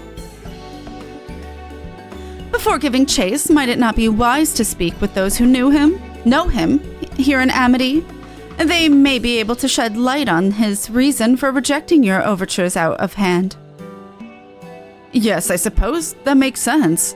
Perhaps we should start with Tristal then. As you recall, you made rather a favorable impression on him. I'm certain he would be willing to talk to us. Maybe I'm mixing them up. Why do I know Rendon? It sounds familiar. Anyway. Greetings, friend. And to you, too, Master Chai. I presume you are here to ask after Rendon. I couldn't help overhearing your earlier exchange. Yes, well, with Vothry gone, Eulmore wants for a leader. Should no one rise to the challenge, the city could very well collapse. I came here seeking Rendon's counsel in the hope that we could build a better Eulmore together, and that is still my wish. But given how abominably you were mistreated there, I will quite understand if you chose not to help. Worry not, Master Chai. I bear no grudge against you or the people of Eulmore, and I would not see you suffer for Vothry's villainy. As you no doubt gathered from your meeting earlier, Rendon can be rather uncompromising. He has his principles, you see, and little patience for anyone he deems less committed to their own. Your desire to right the wrongs of your past, of Eulmore's past, is quite admirable, but I fear the guilt you bear on this city's behalf works against you. I can see it in your eyes, in the way you carry yourself. It goes without saying he sees it as well. You must let those feelings go, Master Chai. Be more assertive, commit to this course, and prove to him Eulmore has the resolve to change. The resolve to change. I believe he was heading towards Pit 8 when he left. If you plan to go and speak with him, I suggest you be firm and clear in your intentions. Very well. To Pit 8 we shall go, and I will not take no for an answer. Nay, Not even a maybe. Aw, thanks, Tristal. Brendan! Oh.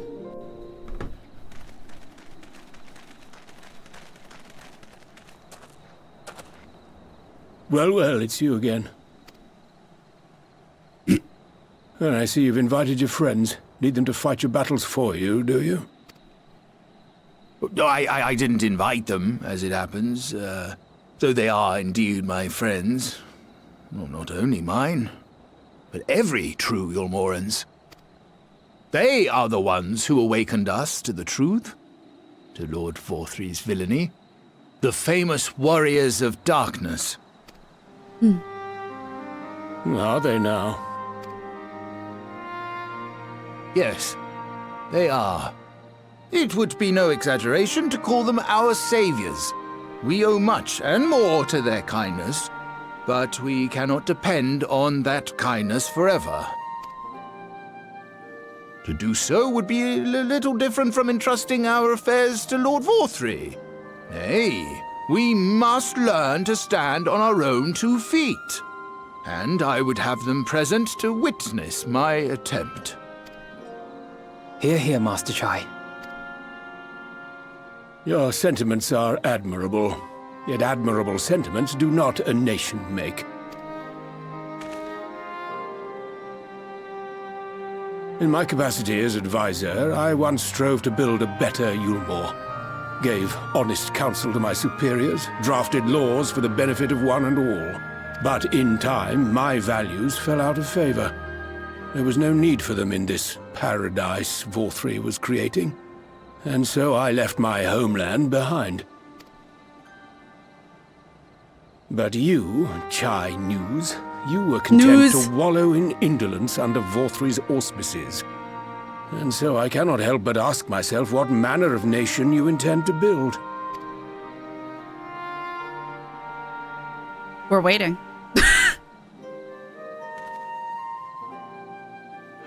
I can offer no simple answer to that question.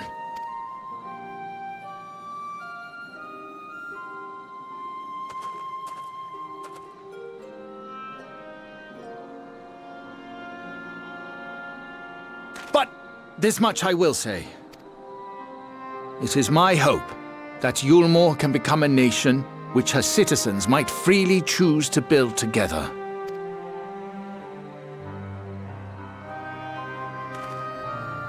A great many people, myself included, flocked to Eulmore seeking sanctuary.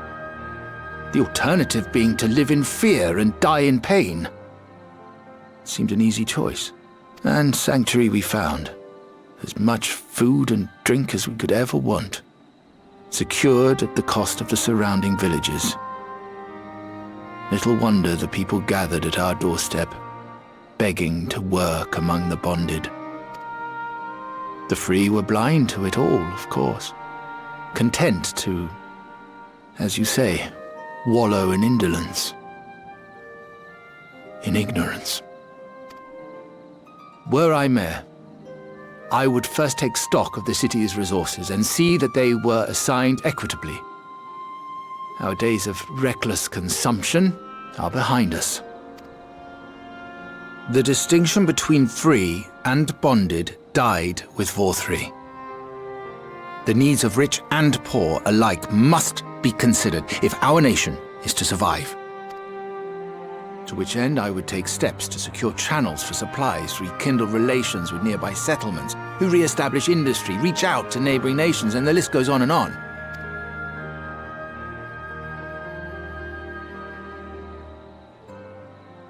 But I am no ruler, nor even a politician. I am an entrepreneur. My expertise lie in planning and profit. I haven't the knowledge or experience to run a nation. Please, Rendon, will you not help me? Together, we could solve the city's problems. Build a Eulmore for the people.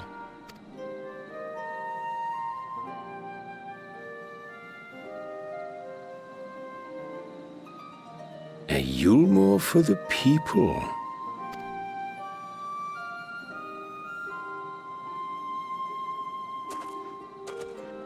I'd rather like the sound of that.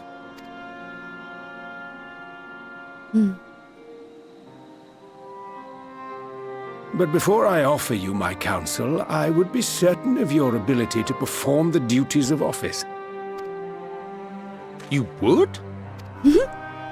You ask me to help you solve Eulmore's problems, but first I would see you solve one on your own. Accomplish that, and you will prove both to me and the people that you are a man worth following.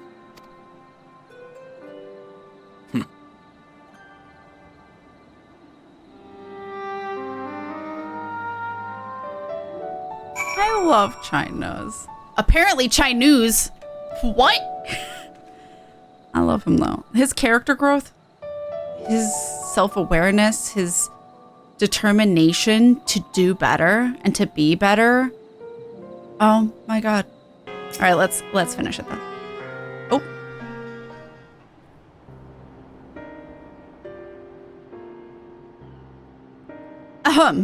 All right then. Is there a particular issue you would have me resolve? You seem to have conducted an assessment of the problems Eulmore now faces. I assume you will agree, therefore, that the matter of dwindling food stores is the most pressing. Ah, yes, mole being neither a desirable nor less sustainable option. I assume alternative foodstuffs are now required to fill the void. A man who hungers is not like to contribute much to society, save violence, perhaps. So tell me, how do you propose to solve this problem?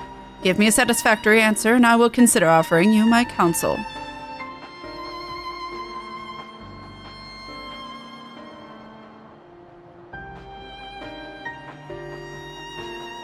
Stare.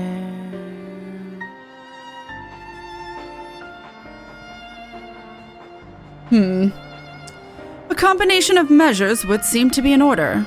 One to address the immediate issue of supply, and another that of production. Go on. For the present, Eulmore's coffers can be used to purchase food from our neighbors. This would afford us time to address the underlying problem that affects us all, the long-standing neglect of agriculture. The villages that once served as resources for trade for foodstuffs must be repopulated, their means of production restored. This assumes, of course, that we can rekindle relations with our neighbors, guarantee security and stability in the region, and most importantly, find people willing to leave the city and take up the rebuilding effort. My. Think of that all by yourself, did you? Well, yes. It began as a rather abstract plan I drafted some time ago, after speaking with the peoples of Eulmore and the nearby settlements. You've impressed me, Chai-Nuzz. I have? Well, that is a relief. Oh, you haven't secured my support just yet. Only my attention. Grand plans will not be enough to persuade the masses. If you would ask them to rebuild, you must provide them the means to do so. A fair point, Rendon, and one to which I have given much thought.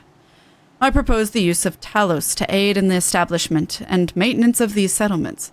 Their employment should drastically improve efficiency and, ultimately, increase production. Talos? But Daedalus Stoneworks closed their doors years ago. Without a ready supply of the necessary equipment, the people would starve before your plans could be put into effect. Well, as the heir to Daedalus Stoneworks, it just so happens that that Talos are my field of expertise. And with a little help, I'm quite certain we can acquire what we need in no time at all. Aw, why are you looking to me, though?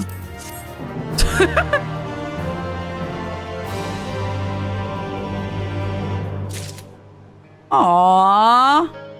Cute. Very cute. Finding good help. Chai-Nuzz's look of steely determination is only slightly undermined by the knocking of his knees. Rendon is quite right. Building Talos from scratch would require time we simply do not have. which is why I propose to make us use of the long-abandoned Talos which wander the wilds of Calusia. They will need to be deactivated, of course, and if memory serves, the tools required to do so should still be at top rung. Come with me. Alright, guess we're going with him. Da-da-da-da-da-da-da. Alright, Chai-Nuzz.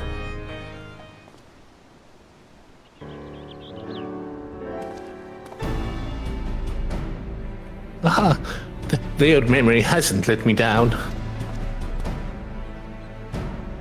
This chest contains canisters filled with a dashedly potent insulating powder, capable of halting the flow of aether in a Talos. We need only get within throwing distance of one and let fly. Us disabling them without damaging them. Ingenious.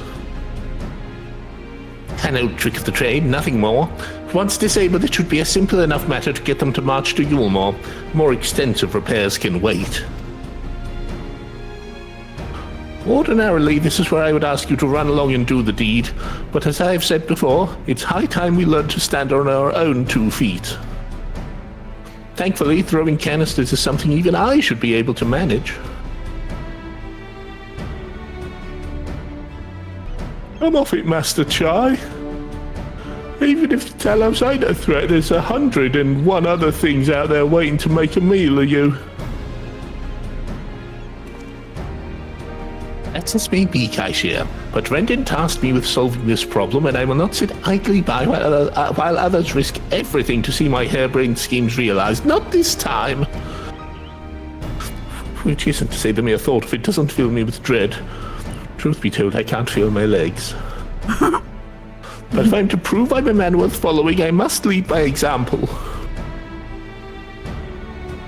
Well said, Master Chai.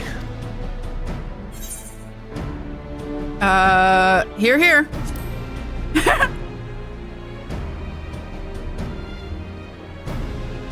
Yes, well, it should go without saying that I have no intention of dying for this. I've always preferred living to see the fruits of my labors. And to make sure I do, I will require your help. It is, as Kaishir says, these lands are dangerous if one is not careful. I would ask you to use my spyglass to look out for any beasts that could get in the way of my work. I will also need you to alert me when it is safe to subdue the Talos. Understood? Alright. Good. Then let's be off to the quick way through the north gate and see if we can find a suitable vantage point for you.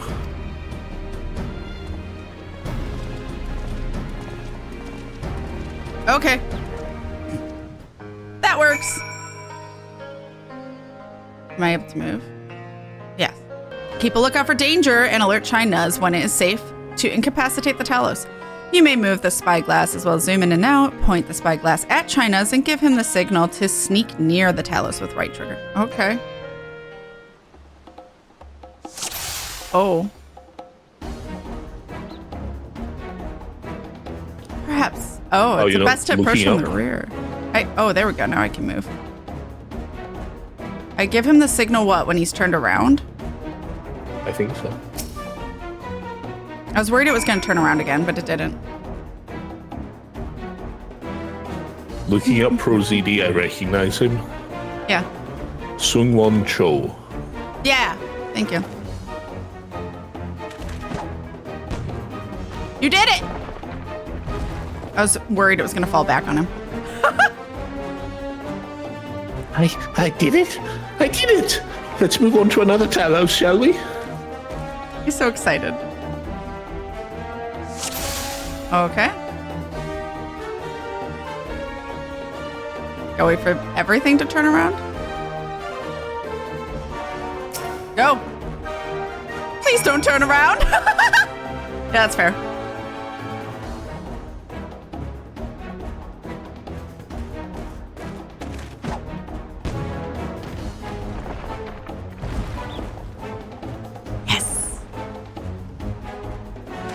I do believe I'm getting the hang of this. Thumbs up.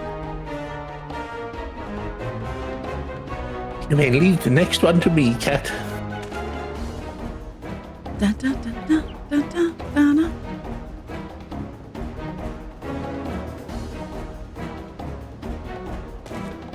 If he fucks this up, I'm gonna cackle. Oh, he did it! Good for him.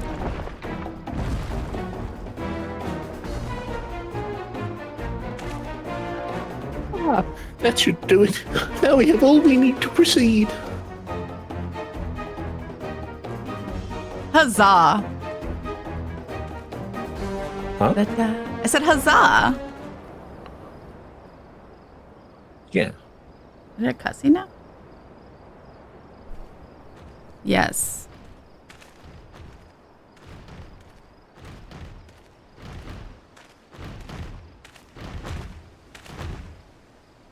He made friends.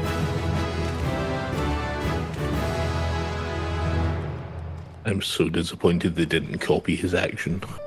That would have been very good. Oh. Well, it's the shortest cutscene ever. Okay. We're back.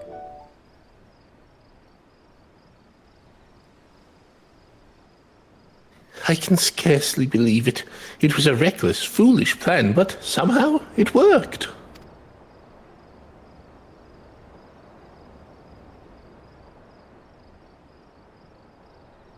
I did it.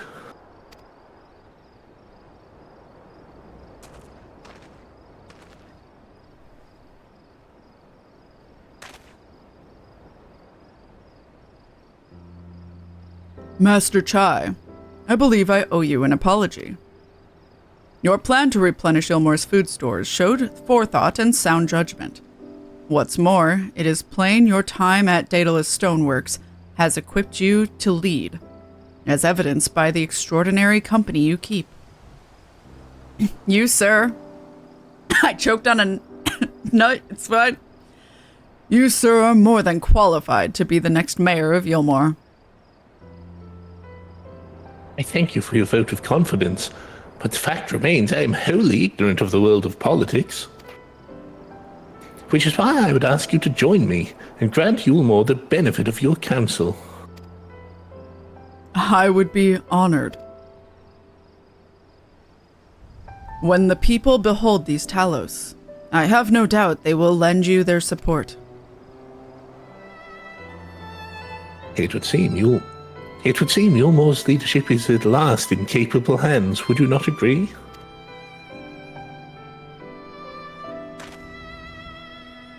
We should probably be getting back soon, Master Chai.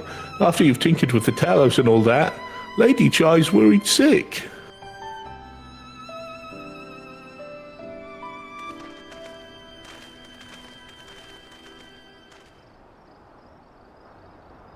Is it eating us or? Oh, it's eating us. Let's go.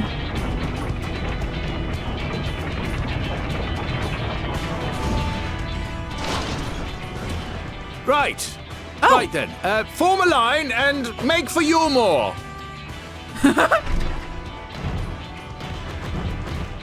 Might want to warn people they're coming. Or I guess we're walking with them. Okay.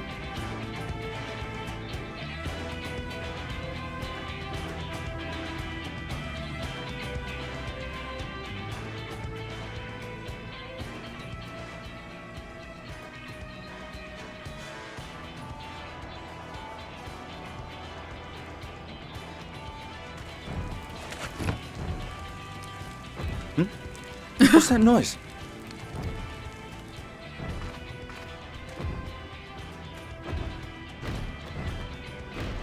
Wicked White! Runaway Talos! Yeah! Call the guard! Well, this is going well.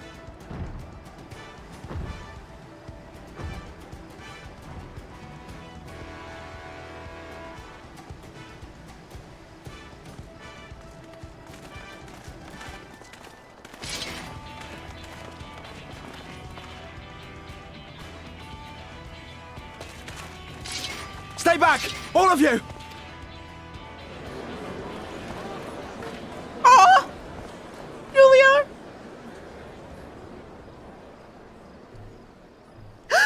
Is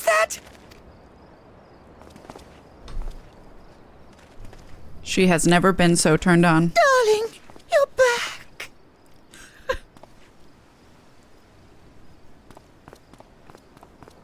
But of course I'm back. You didn't see. Yes, I can't.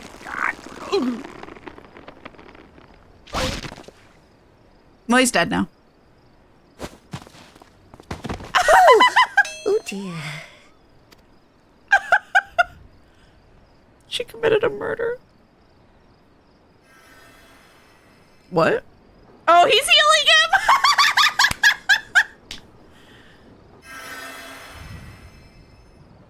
Oh, thank you. I'm sorry, my darling. It's just the sight of you filled me with such joy, I couldn't help myself. Normalize your wife murdering you. Oh, no, it's all right, dear. I should have just come out and said what it was I was intending, instead of entrusting the task to a hastily scribbled letter. Does that mean you'll do it? Well, I'm here, aren't I? I mean, not that my absence signified any unwillingness, you understand? Oh, no, naught could be further from the truth. I only left to enlist the aid of the former mayor's senior advisor. And now that I have it, I believe I am ready to take office. Oh, how wonderful!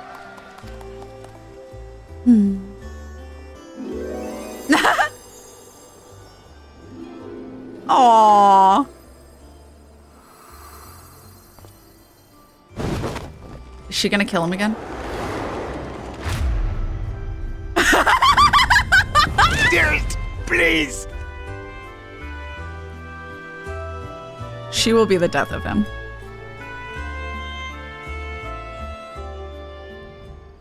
I love them so much. Normalize your wife crushing you to the point of death. That was quite a reception. One Master Chai will struggle to forget. More seriously, the arrival of the Talos has seized the public's attention. Once word has spread around Eulmore, it will be that much simpler to gather one and all so that Master Chai can make his inaugural address. Okay. Dun, dun. Moving forward, despite the butterflies in his stomach, Chai-Nuzz is prepared to address the masses.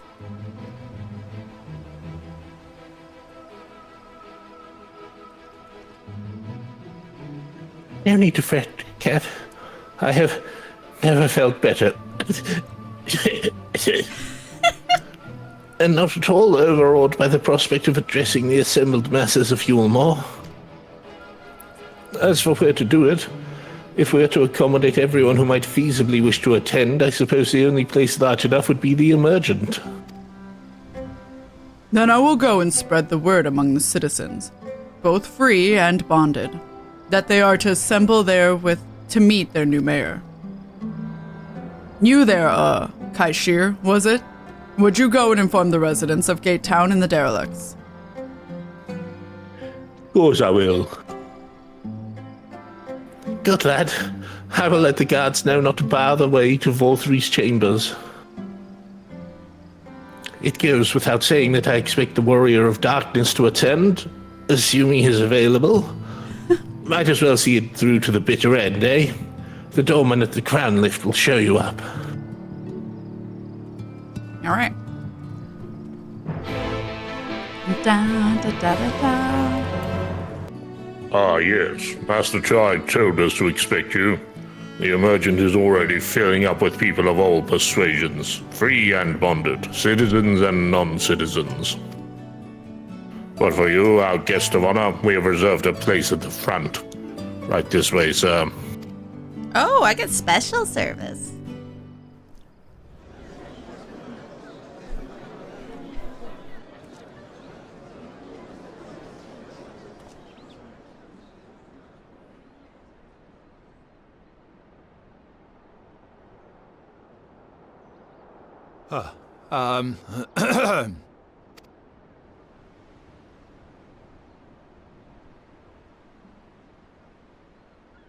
Go on, dear.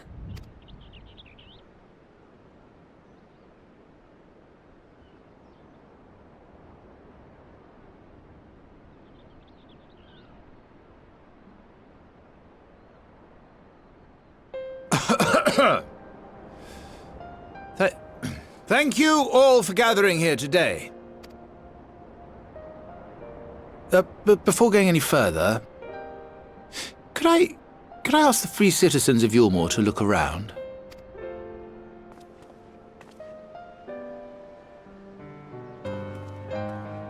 Tis a sight none of us would ever have seen under Lord Forthry's rule. Not only do we stand in the familiar presence of those we once called the Bonded, but today we welcome the peoples of the Derelicts and Gate Town too. Today we welcome the Warriors of Darkness, come to bear witness to Eulmore's new beginning.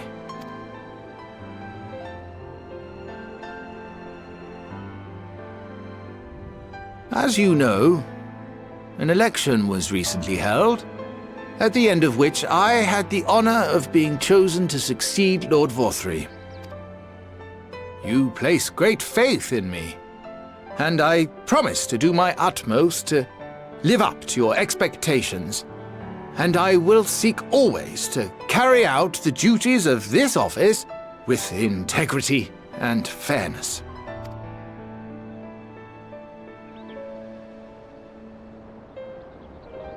Always, I say, but not forever. Let it be known that I do not intend to hold this post indefinitely. I consider myself but an acting mayor, who will serve only for the interim, while Eulmore is reshaped according to a new set of values.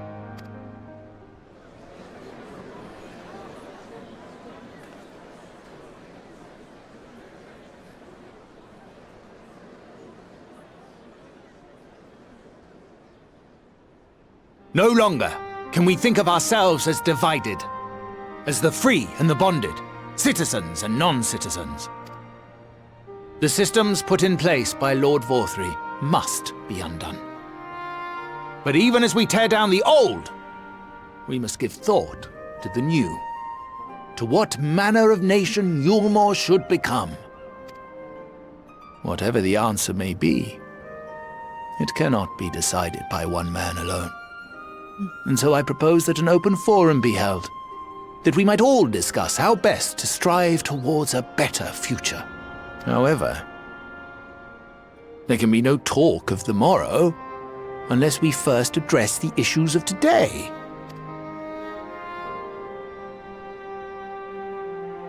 Securing new sources of food, rebuilding relations with our neighbors, re-establishing industry. There is much and more that needs to be done.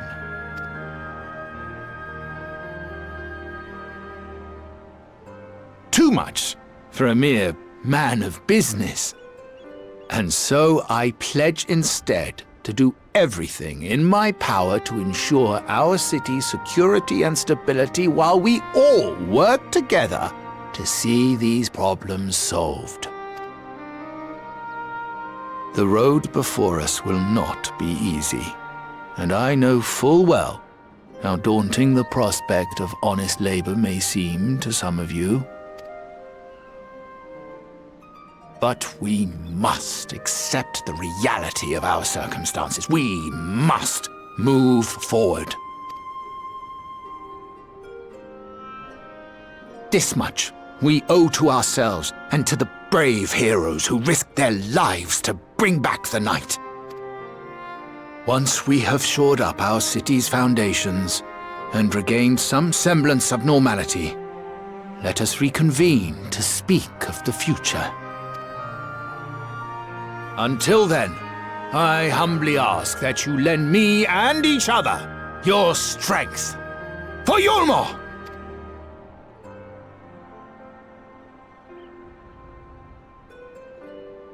Say it back.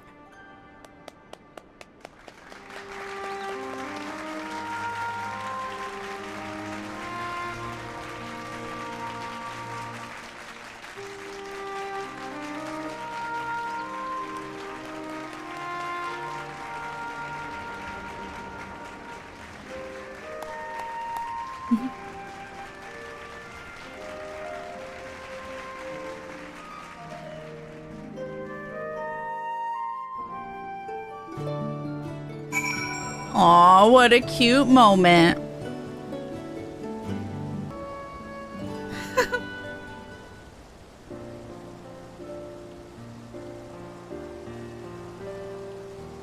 That was a fine speech, Master Chai.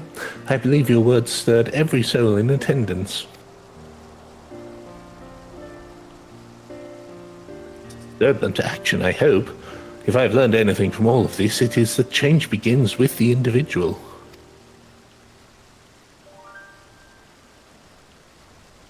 It's but a matter of finding the strength to take the first step. Assuming my fellow Eulmorans can, it shall be my honor and privilege to help them walk this road we have chosen. But we must not forget the individuals who made all of these changes possible.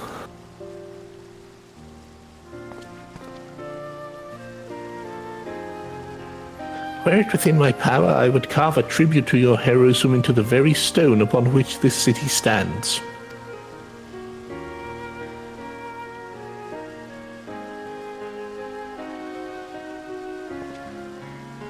I hate to change the subject, darling, but now that you have officially taken office, have you given any thought to your mayoral seat?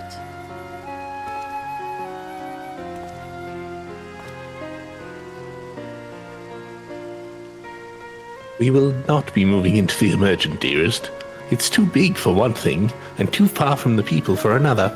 We will retain our current residence, and I will govern here in the parlor. Oh, I was hoping you'd say that. I much prefer the view from the parlor. Begging your pardon, Master Chai, but have you got time for a word? Oh.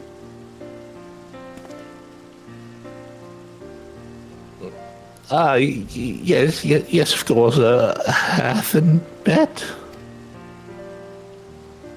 Aye, that's me. I like your speech, but there's folks outside these walls as don't even have enough food to last till tomorrow, and more who are counting their crumbs. If you've a plan to change that, I want to help set things in motion. And we've much to discuss. No sooner do I take office than my work begins in earnest. Well, I suppose I brought it upon myself. Thank you again for your help, Kat. I hope to see you again before long.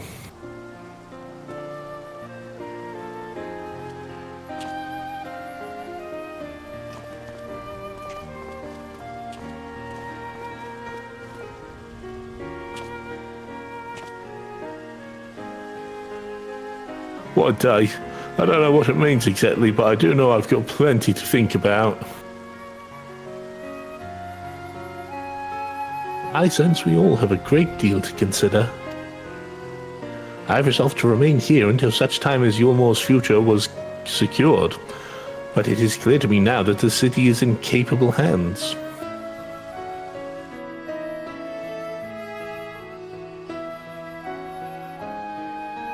I have every confidence they will find their way, and I believe it is time we went on ours.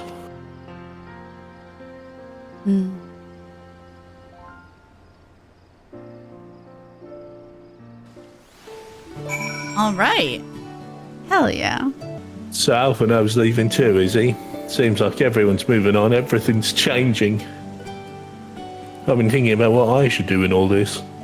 Like I told you, I spent most of my life dreaming about living here with my friends, in paradise. That paradise is gone, but something better's taken its place. And I reckon I want to be a part of it. This Eulmore for the people Master Chai's been going on about ain't gonna build itself after all. Not that I'm much of a builder. Me and my friends will find a way to make a difference though, help keep things changing for the better.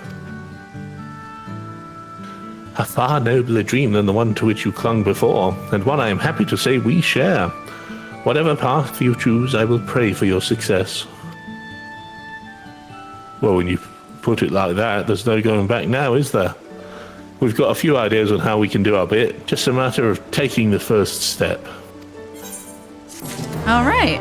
Da, da, da, da. And we got some music. Pain and pleasure. Vows of Virtues, Deeds of Cruelty. Elfina wears a satisfied smile, seemingly content with the state of Eulmore. Truly, to see Kai-Shir thus inspired by our actions is inspiring in itself. Yet however much I may wish to stay and see what comes of his efforts here in Eulmore, we have matters of our own to attend to. Come, we should return to the Crystal Tower. Mayhap Bekluk's studies have borne fruit in our absence. Alright. Ba-da-ba-ba-ba-da-ba. Do you have business with the Crystal Exarch? Just say the word and I would be happy to escort you to the Ocular. Let's go. The cutscene? Nope. Hey, Becklug. Oh, that's a cutscene though. Welcome back. You are given to understand a new mayor. Oh my god, can I read? We are given to understand a new mayor has taken office in Eulmore. Indeed, our good friend Master Chai was elected by popular vote, and after some considerable soul-searching, chose to accept the post. It is a shame you weren't able to attend his inaugural speech, though I have no doubt you will see more of him in the future. But tell me, how fared you in preparing the White Aura site? Our work did not proceed quite as expected. In your absence, we had a frank discussion on the principles of soul transference and concluded at length that White Aura site was ill-suited for our purposes. But, Oriange, did you not say that compared to the massy soul of an Ascian, the stone could house one of ours with ease? That I did, and armed as we are with Bekluk's invaluable insight, would indeed prove a trifling matter were we to disregard the inviolable link twixt mind and soul. A link which would, we did belatedly realize, be weakened most perilously in the process of rendering our souls dormant as Auracite doth require. Thus the shedding of these fleshy simulacra and the surfeit of aether which compriseth them would in all likelihood deprive us of our psyches as well. It would theoretically be possible to channel your minds into the Auracite instead, but we would more than likely sacrifice your souls in the process. Which is why we have abandoned that plan, and instead devoted our time to finding a means by which mind and soul might be transported together. And we are now closer to a solution than when we first began. It is a vexing conundrum indeed, but one for which the Crystal Exarch has posted a most intriguing solution. When our discussions turned to the transference of memories and the psyche, I could not help but be reminded of a technique with which I have personal experience. Kat, do you recall what we learned of my eyes from our encounter with Doga and Uni? I speak of the royal eye of the Allegan imperial line, gifted to my forebears through the blood and memories of the ancient Allegans. It is by this gift that I am able to control the Crystal Tower. If we were to gain an understanding of the technology by which the Allegans were able to accomplish this transference, perhaps then we could keep mind and soul together. Imagine, if you will, a device like unto a soul crystal, replete not only with our worldly memories, but also the bountiful energies of the soul. That is our current avenue of investigation, and we will follow it wheresoever it leads. While we are thus engaged, I think it best that Kat return to the source and inform Kryl and the others of our findings. Agreed. I imagine Tataru will be relieved to hear we've made progress of a sort. Then I would beg leave to relay our findings unto Thancred and Rhine, and to assist where I may in their investigation of the empty. Yes, please do. Should we have need of your counsel, we will not hesitate to summon you.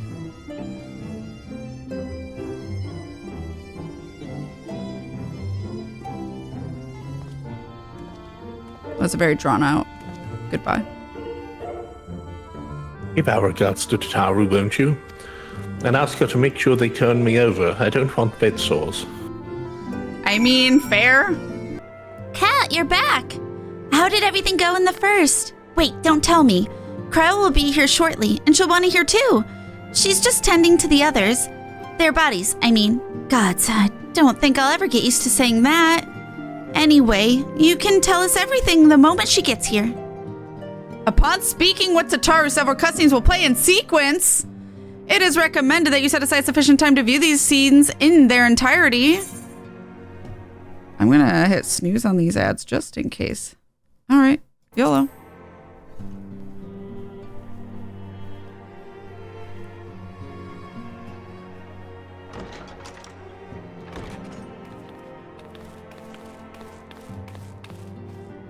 Sorry to keep you waiting. I've carried out the treatment as per Master Matoya's instructions. It should slow the destabilization of their corporeal ether quite significantly. But tell me, how fare our friends in the first?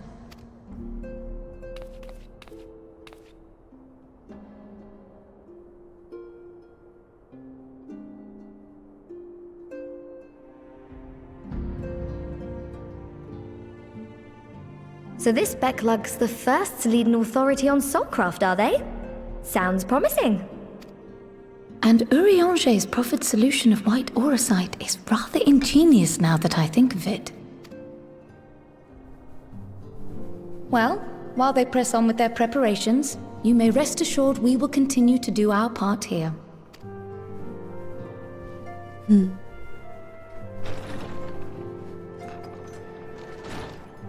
Oh, you're back. Oh, hi, Estinian.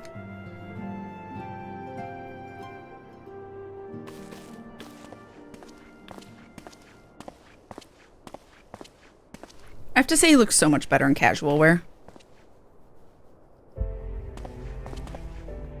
And none the worse for wear, I see. Estinian! Oh, thank the gods! We've been worried sick. Did you lose your link pearl or something?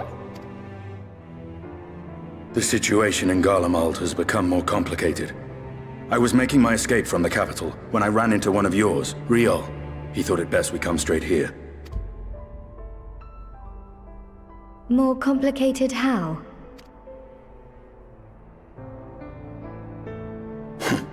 Where to begin? After entering the Empire via Razat Han, I went about my mission of investigating Black Rose.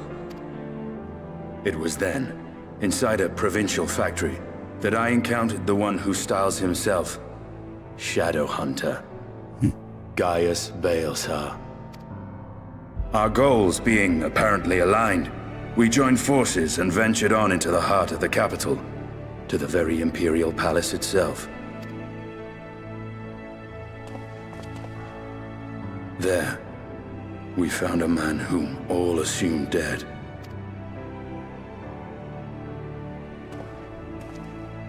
But his soul lives on, and he has wrested back his flesh. Xenos Ye Galvas. Yeah.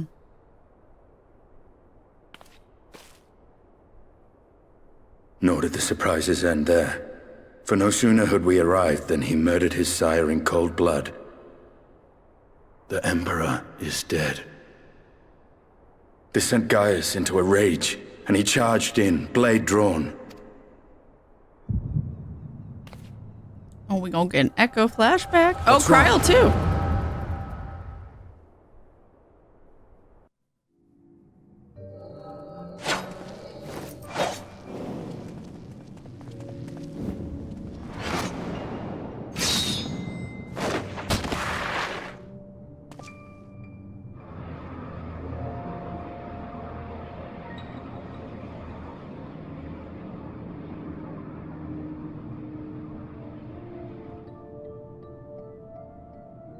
Oh, but this isn't voice acted? Okay.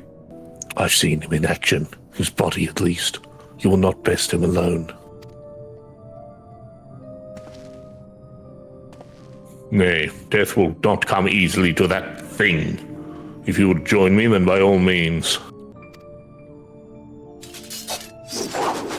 For what good it will do.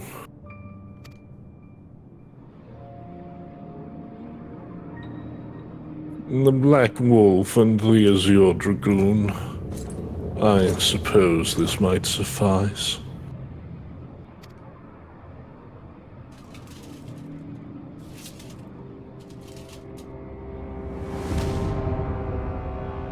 Come then.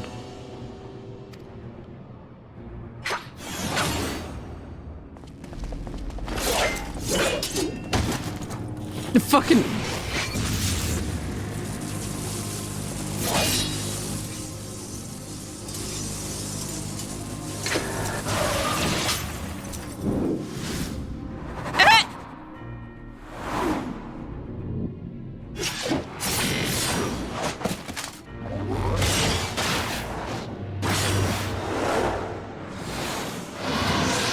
Well, this is fun.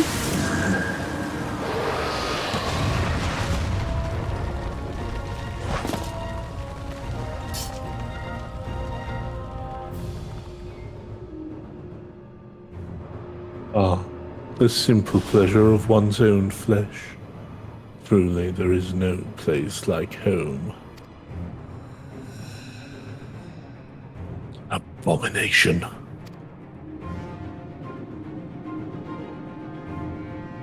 Whatever he is, Cat was barely a match for him.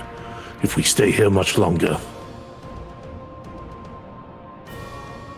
Emperor Varus, your radiance, are you all right? We may wear out our welcome.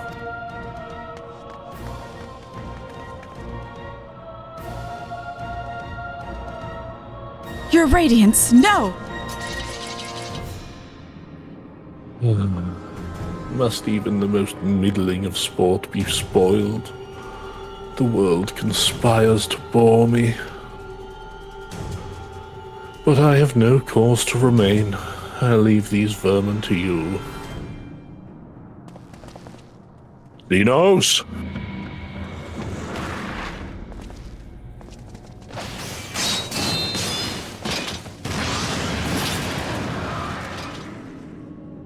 Well, any bright ideas?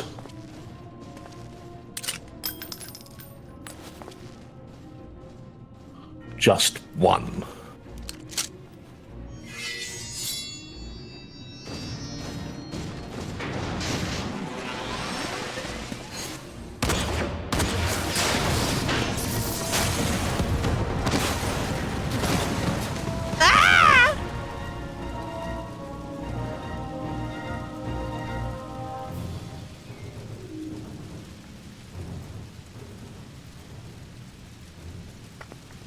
Your radiance! The intruders have taken flight. I repeat, the intruders have taken flight. Deploy all available Magitech armor. We cannot let them escape.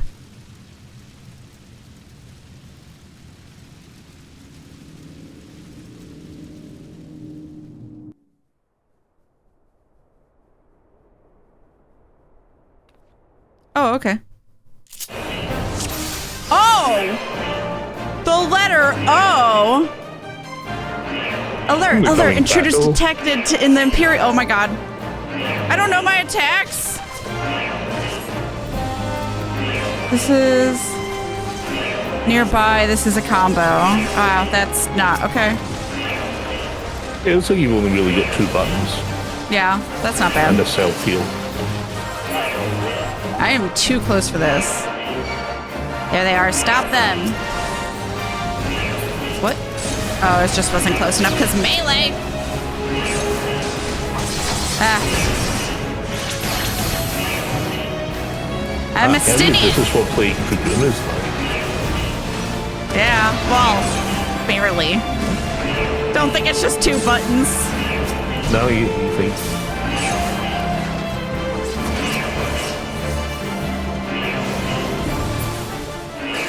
All right.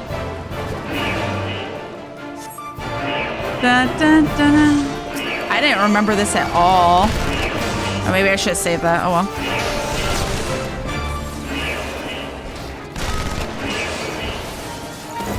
You won't escape, Gaius Van Belsar. You will pay for your crimes, traitor. Alright, I forgot it was take to the top. It's okay. I was wondering when the Imperial Guard would appear. Focus on the Magitech armor first. Trying. I think these are the two girls, Annie and Julia, from like the end of that one dungeon. Anya. I think not. Damn it.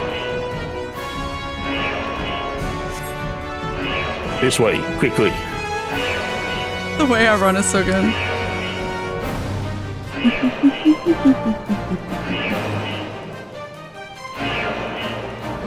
We make ourselves easy mark so we're moving together. I suggest we split up. Alright then, I'll take the low road, so to speak. Oh, guess I'm down here now. I will see you outside. Stay safe. I'm going this way? I hope so.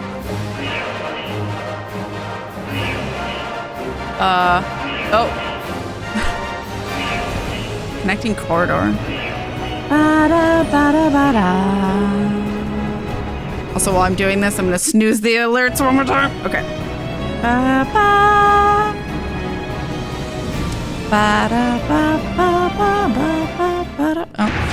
You made it. I'm hated. I'm done. I don't think so. Well, someone's been busy. Oh. Oh. That's weird. Oh. Volatile prototype Arch Ultima. That's nightmare fuel. And you would bar my way, would you? So be it. Omnidog, lend me your strength. Why don't you just do that all the time? Takes a lot of energy, okay? Oh, I thought we were gonna... Well... No, they just wanted to show us the naked person. There we go. Yeah, just one more time. I think I failed this the first time, so hopefully... I don't this time. Oh, I have more buttons. Okay, delivers a jumping fire-based attack to target and all enemies nearby with potency of 1,500 to first and 30% less. Eulmore delivers an attack with a potency of 3,000. Absorbs a portion of damage dealt as HP. Delivers an attack with a potency of 500 and is a dot. So this is a dot. Delivers an attack with a potency of 600 to all nearby enemies, as well as enemies in proximity to those initially affected. This action does not share recast time with anything else. So, AoEs? Yep. Dot and attack. Yep. And limit break, which delivers an attack to target and all enemies nearby. So I would say that right-hand one, Eulmore, that's your main one. Yeah. Because that's giving you self-heal as well. And dot. Yeah, but like, hit the dot, then hit Eulmore for the rest of the time until the dot's down. It's basically what I suspect it wants you to do.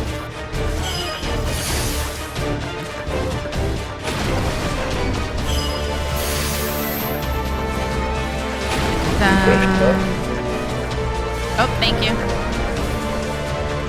It's a short one, damn. All right. Yeah, 15 seconds, I think.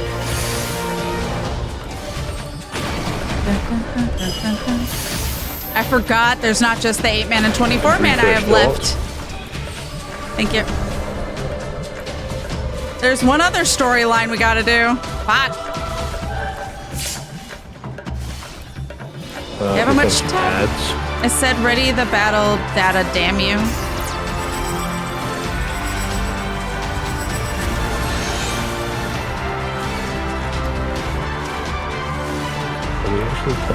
Angry salamander? Huh? Oh. Refresh the top. Oh, it told you to use roar. Oh. When? It just popped up on the screen saying you should use it.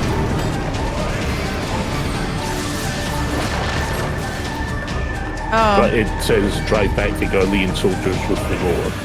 So I guess it's... Oh, okay. So I would do it again because there's more ads.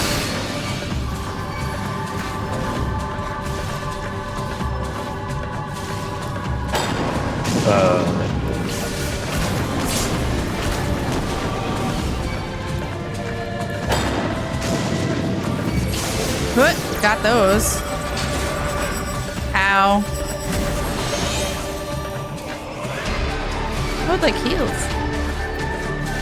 Like better heals. Yeah. Thank you for paying attention to words while I'm focusing on attacking. Try the roar again.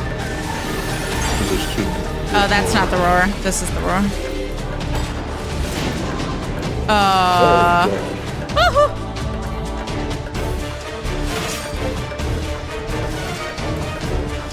And you can refresh the dot. Oh no, you just did it. Yeah. Sorry, slight delay, still there. Yeah.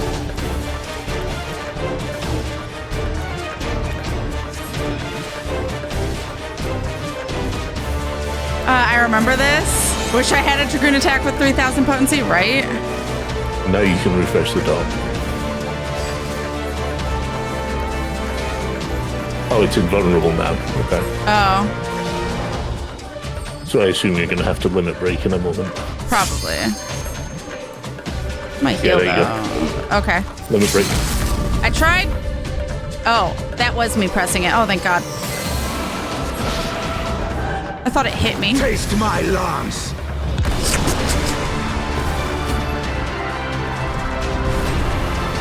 Cool guys don't look at explosions. Did we do it? Looks like it, yeah. Oh, thank fuck. First try. Thank you. I think I didn't understand what was happening with the ads when I did this the first time. Yeah, it's one of those annoying things where there's like a specific gimmick that you have to pay attention to. Yeah.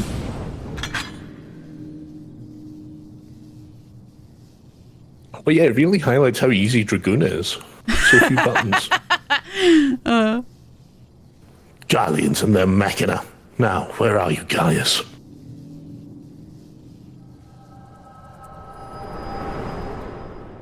Okay. We did it. Are we back or is it? Nope. Okay, bye.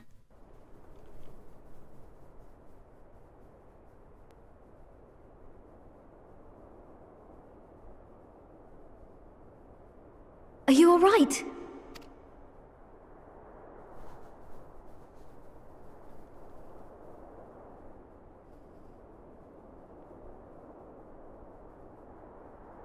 I ship them. Yeah, that's fair.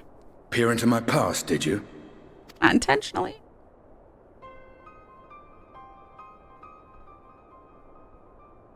Well, I didn't quite relive the experience as you did, but I bore witness to it all. I'm still not sure what I think of this gift of yours, but no matter. Like I can control it. Our confrontation was cut short when the Imperial Guard arrived. It was then that Xenos took his leave, citing boredom. To think their research into the Echo could bear such fruit. Escaping death, jumping from one body to the next, and returning to his own after all this time. He is an Ascian in all but name.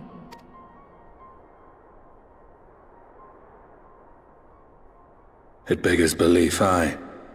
But no more than a hero traversing the rift between worlds. Are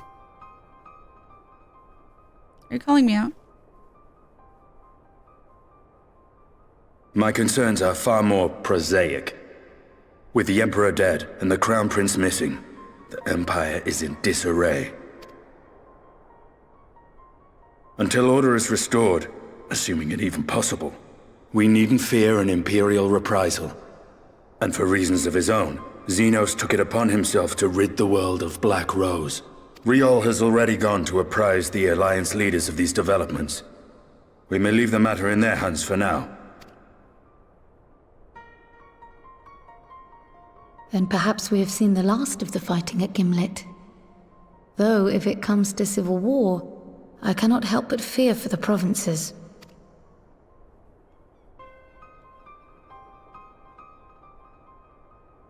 I'd nearly forgotten to ask. What became of Gaius? Did he not escape with you? That he did, but we parted ways shortly after leaving Garlemald. He claimed another threat had arisen which demanded his attention. He didn't elaborate, but the absence of some device or other in the capital gave him reason to believe they're planning something. Lest you worry, I believe he has well and truly shed the Black Wolf's pelt. Conquest is no longer his objective. We may safely leave him to his own devices. Well, it's nice to have one less foe to worry about, even if we do have a mysterious new threat to look out for instead.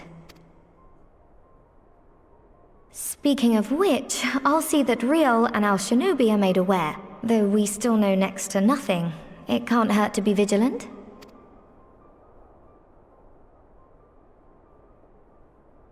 Well then, with Black Rose nipped in the bud, I believe I've fulfilled my part of the bargain.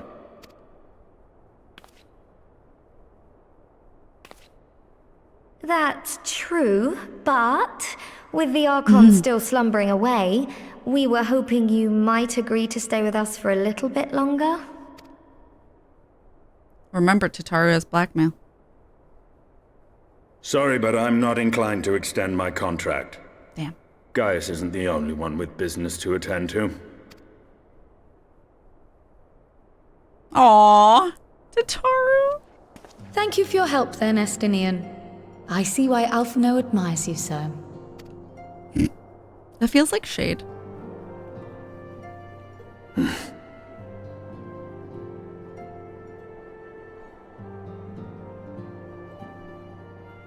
Farewell, my friend.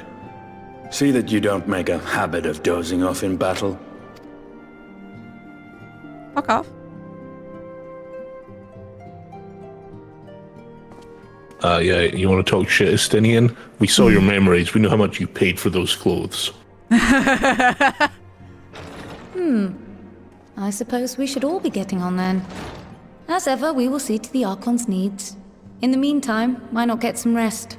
You've more than earned it. Go on.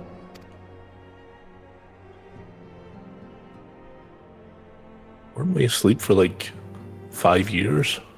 I mean, probably. You must be shattered after all that hopping back and forth between worlds. Why not stay here and rest for a while? I'm sure Becklug can manage without you. They've got enough scions to help them, if you ask me. Aww. Tataru just misses us. Oh my god.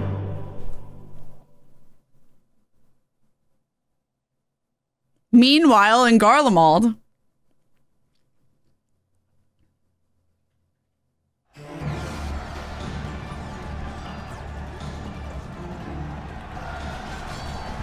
Traitors, you would dare deny Lord Nerva the throne? Ah! He's dead now.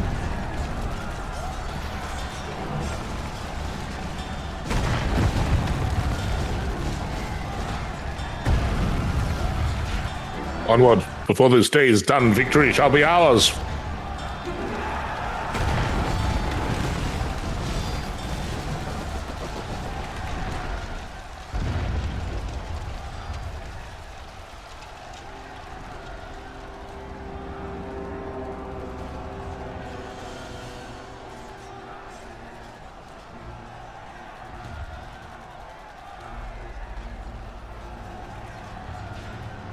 Boring, boring, boring. Do you think? I find it amusing, like dogs herding cattle to the slaughterhouse.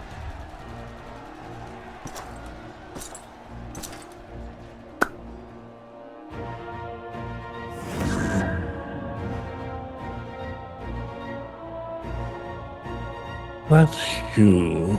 Your soul is Who are you?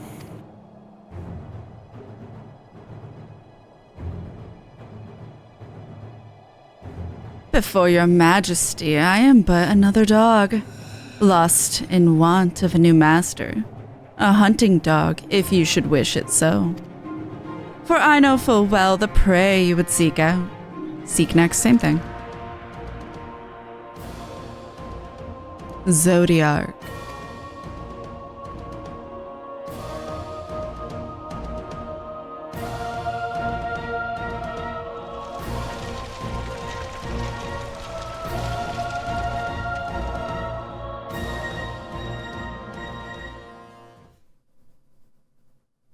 Meanwhile, in Eulmore on the first. In the first? I would say on the first, but okay.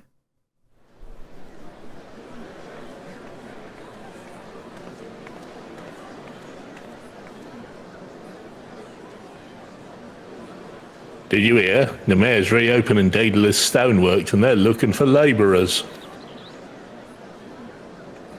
There's talk of resettling some of the old abandoned villages, too. They're even laying on free Talos to help anyone willing to make the move. Free Talos? Ah, we'd best get packing. Steady work, board and lodging. If that's not a recipe for hope, I don't know what is.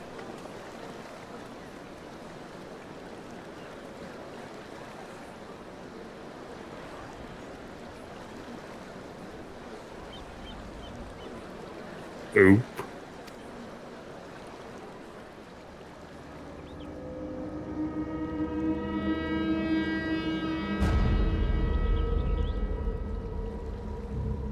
Yes.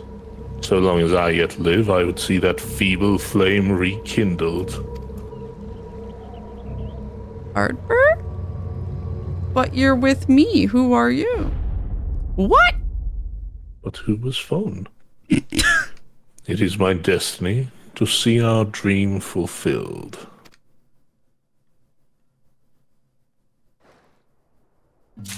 Who the fuck? Black and white unlocked. Whomst the fuck of virtuous deeds? That was the end of 5.1, I assume. So yeah, that's 5.1, and the next MSQ is 5.2. Yes.